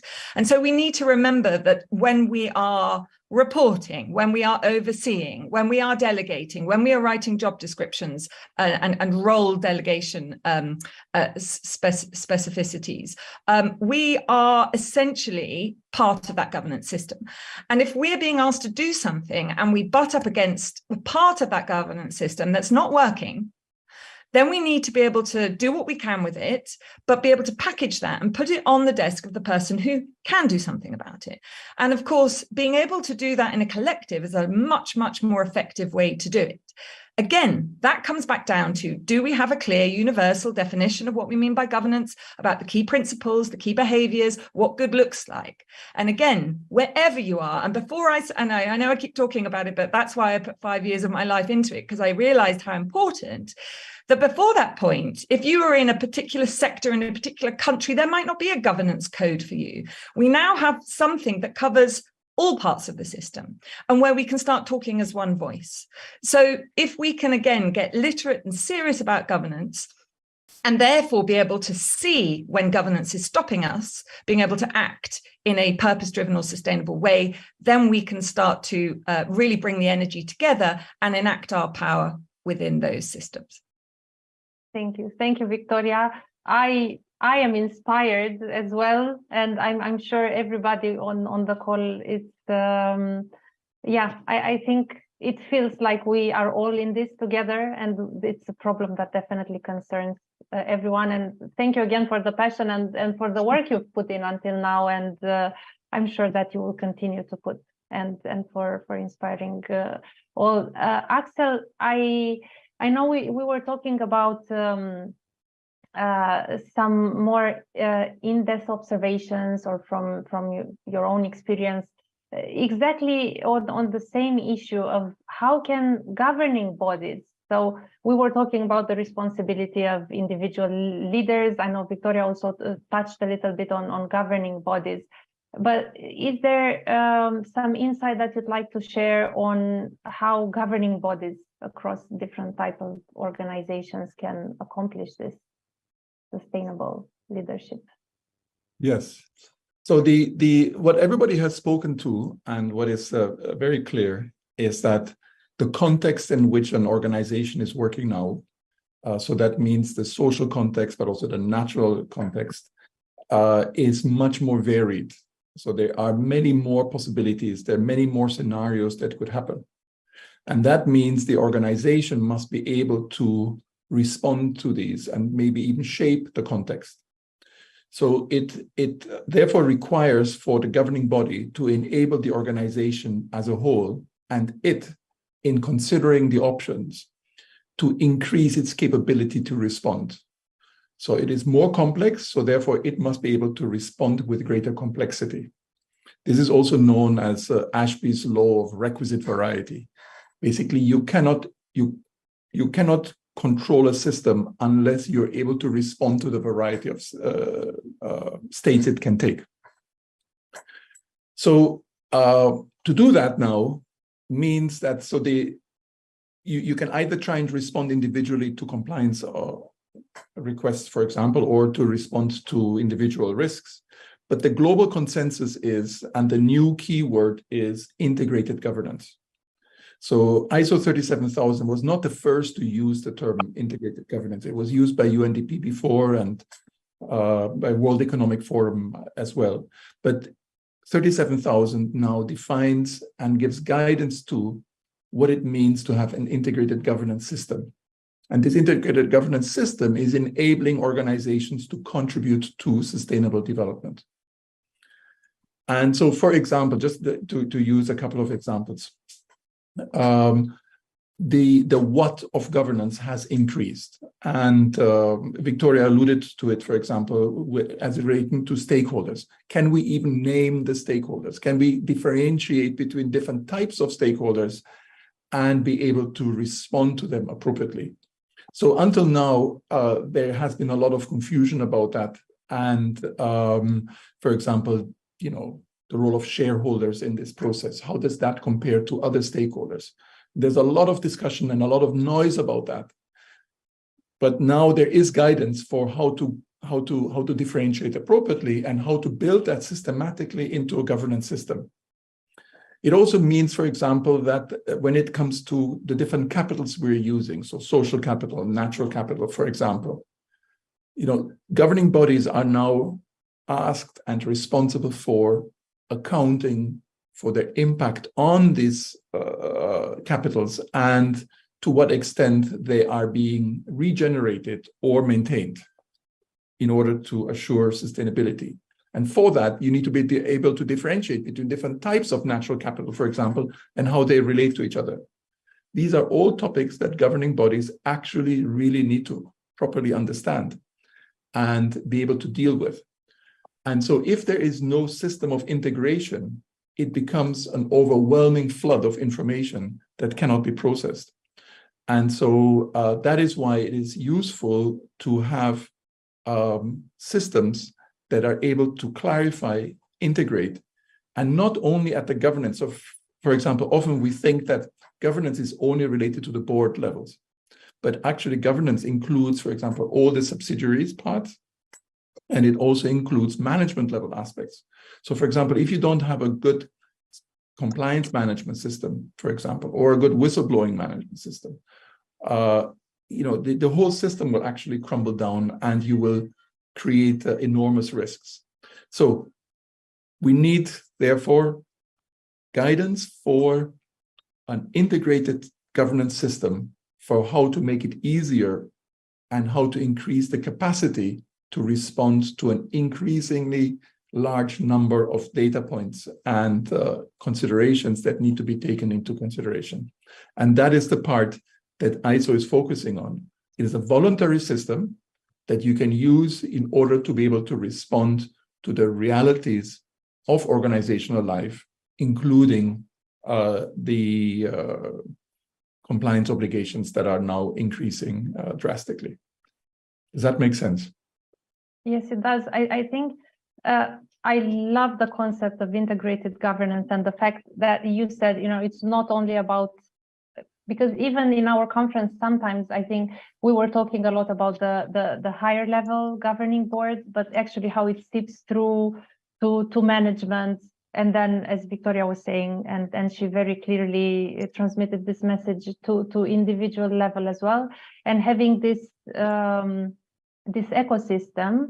And to be frank, also the fact that we have this increasingly stronger regulations, I think, again, will help and give us optimism for the future. Yes, please, Axel. One more addition to it. So one of the surprising parts, or counterintuitive, for those who are not actually doing it yet, because afterwards it becomes obvious.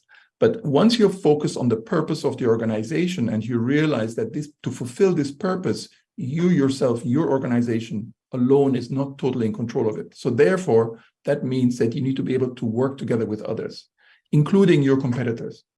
And you're working together with a number of different stakeholders and see the whole thing in a much more integrated kind of way, where you are making your strategic contribution. But in order for that to happen, you need to work with others. And so this degree of collaboration is a new kind of requirement, a very powerful one that is enabling an organization to lift from one level to another level.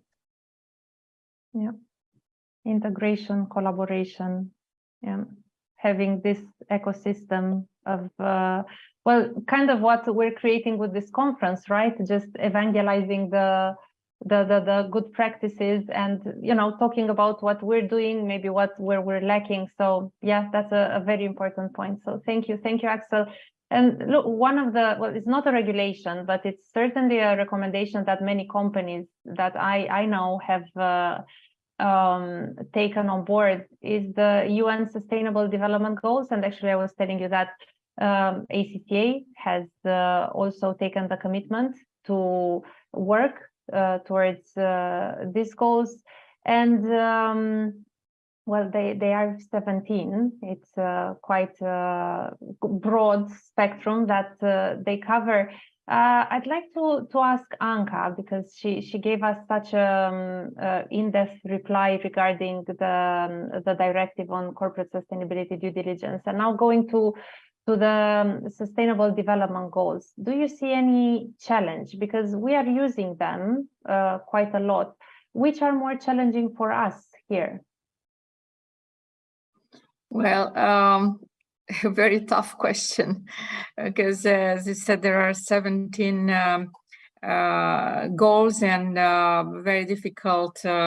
And it covers health, education, also reducing poverty, energy poverty, and lately now with the energy crisis, energy poverty actually has increased. I saw figures that 100 million people around the world fell in the category of energy poverty. But still, if I have to look at the EU and Romania, I am more probably objective number 5. It's really challenging, and objective number 5 refers to achieving gender equality and empower women and girls until 2030. And here we do have a big problem. When we look, for example, at the board levels, and I can speak also as a former executive board member. In Europe, we have only 15% of non-executive board members female, and around 2% CEOs. In Romania, it's even worse. So we have now a directive at the level of the EU that is going to be enforced as of April 2026 that requires that 40% of overall board members are women, and 33% of executive board members are women. So that's a really long way to go for listed companies, yes, but well, it should happen, and this is something companies should look into. Also, to have this objective number 5 implemented, we have another regulation at the level of the EU regarding the pay gap, and that's one significant problem for the EU. The average, on average, women earn by 13% less than men. And this draft, because it's not yet approved, but this draft says that companies will have to act if their gender pay gap is over 5%, and also to have to end this situation of pay secrecy, because you don't know if you're low paid than your peers, and also it refers to dissuasive penalties, including fines for employers that do not comply with the rules. So this is very significant. In Romania, the pay gap seems to be low, but I saw some estimations that there are some statistical bias in this low figure. So some other estimations go to pay gap up to 40% in certain industries, even for Romania. And in general, we have in the parliament some draft initiatives on representation of women on boards, 30% for state-owned enterprises, on women in politics, like 33% on list for general elections, 30% for local elections. But unfortunately, these are still are a little bit stuck for the moment, and I'm less optimistic about the future of this legislation for Romania. This is very challenging because it is about mentality. It is about much more than a simple regulation. You see, that's why I think number 5 is difficult. Thank you, Anca. That's very insightful. And although yes, we might think because of the promotion of gender equality very abruptly from communist times, we wouldn't have such an issue with payment gap or having women treated similarly in the workplace. Still, when you look into the details, there are these issues where Romania also still needs to work at. And as you said, yes, it's not only regulatory matter, but it's just the last idea on politics. We are doing the worst, actually, on women in governments. We have only 10% women, 2 out of 20 ministers, and it places us on the position 157 out of 186 countries. We are after Bangladesh and Bhutan, and just before San Marino and Tonga. And in terms of parliaments, we are position 122 out of 186 countries with 18% representation. And we are after Bosnia and South Korea, and before Paraguay and Azerbaijan. So we are not doing really great on this figure. Numbers talk definitely, and not a very good story. Yeah, thank you, Anca. just to end maybe on a positive note and practical note about the future, right? Because we're looking into a future, hoping that we are able to create a better one for everyone. Alina, may I ask you, how far is this future for OMV Petrom? How far do you look into the future with your plan? Thank you, Andrea, for the question. Now, our industry is very capital intensive and requires absolutely, it's a must to have a long-term perspective. There is just no other way. Investments need many years for development and construction. And after being put into function, they need several years to pay back the initial invested amount. So when we launched our strategy end of 2021, it was a 9-year strategy 2030. So this is a very clearly defined with all set of targets, financial targets, sustainability targets, and everything there.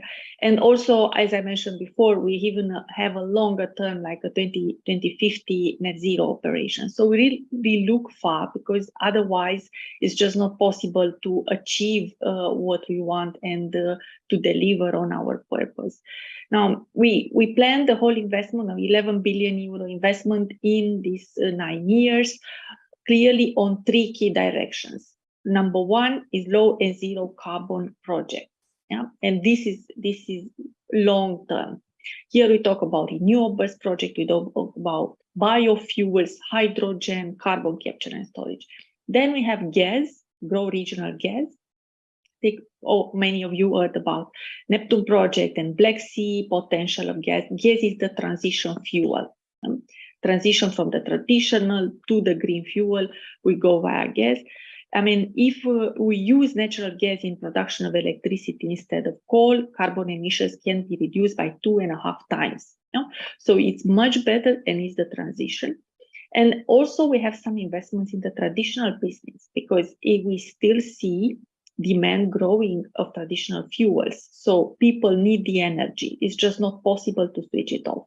But the focus and the most important part of our strategy is definitely the low and zero carbon projects. We have also a financial frame with key 3 pillars, like rigorous capital discipline, strong financial performance, and attractive returns to shareholders. Being a listed company, we need to deliver to our shareholders both sustainability KPIs, but attractive returns and dividends and all that. Now, in conclusion, it's very important for an industry like us, and I believe for most of the industries, in my opinion, to have a long-term perspective in order to achieve the transformation that we need to a low and zero carbon future, but also to deliver returns to shareholders long-term. And the role of leadership, coming back to that, it's essential. It's essential to inspire the people and to drive the people to achieve a sustainable future. Alina, thank you very much. Very concrete, very insightful, and you know, I can say actually the same about all our panelists. Thank you so much for your time and for providing, you know, very briefly. I mean, I'm sure we could have talked for another couple of hours. Very brief oversight of your experience and of your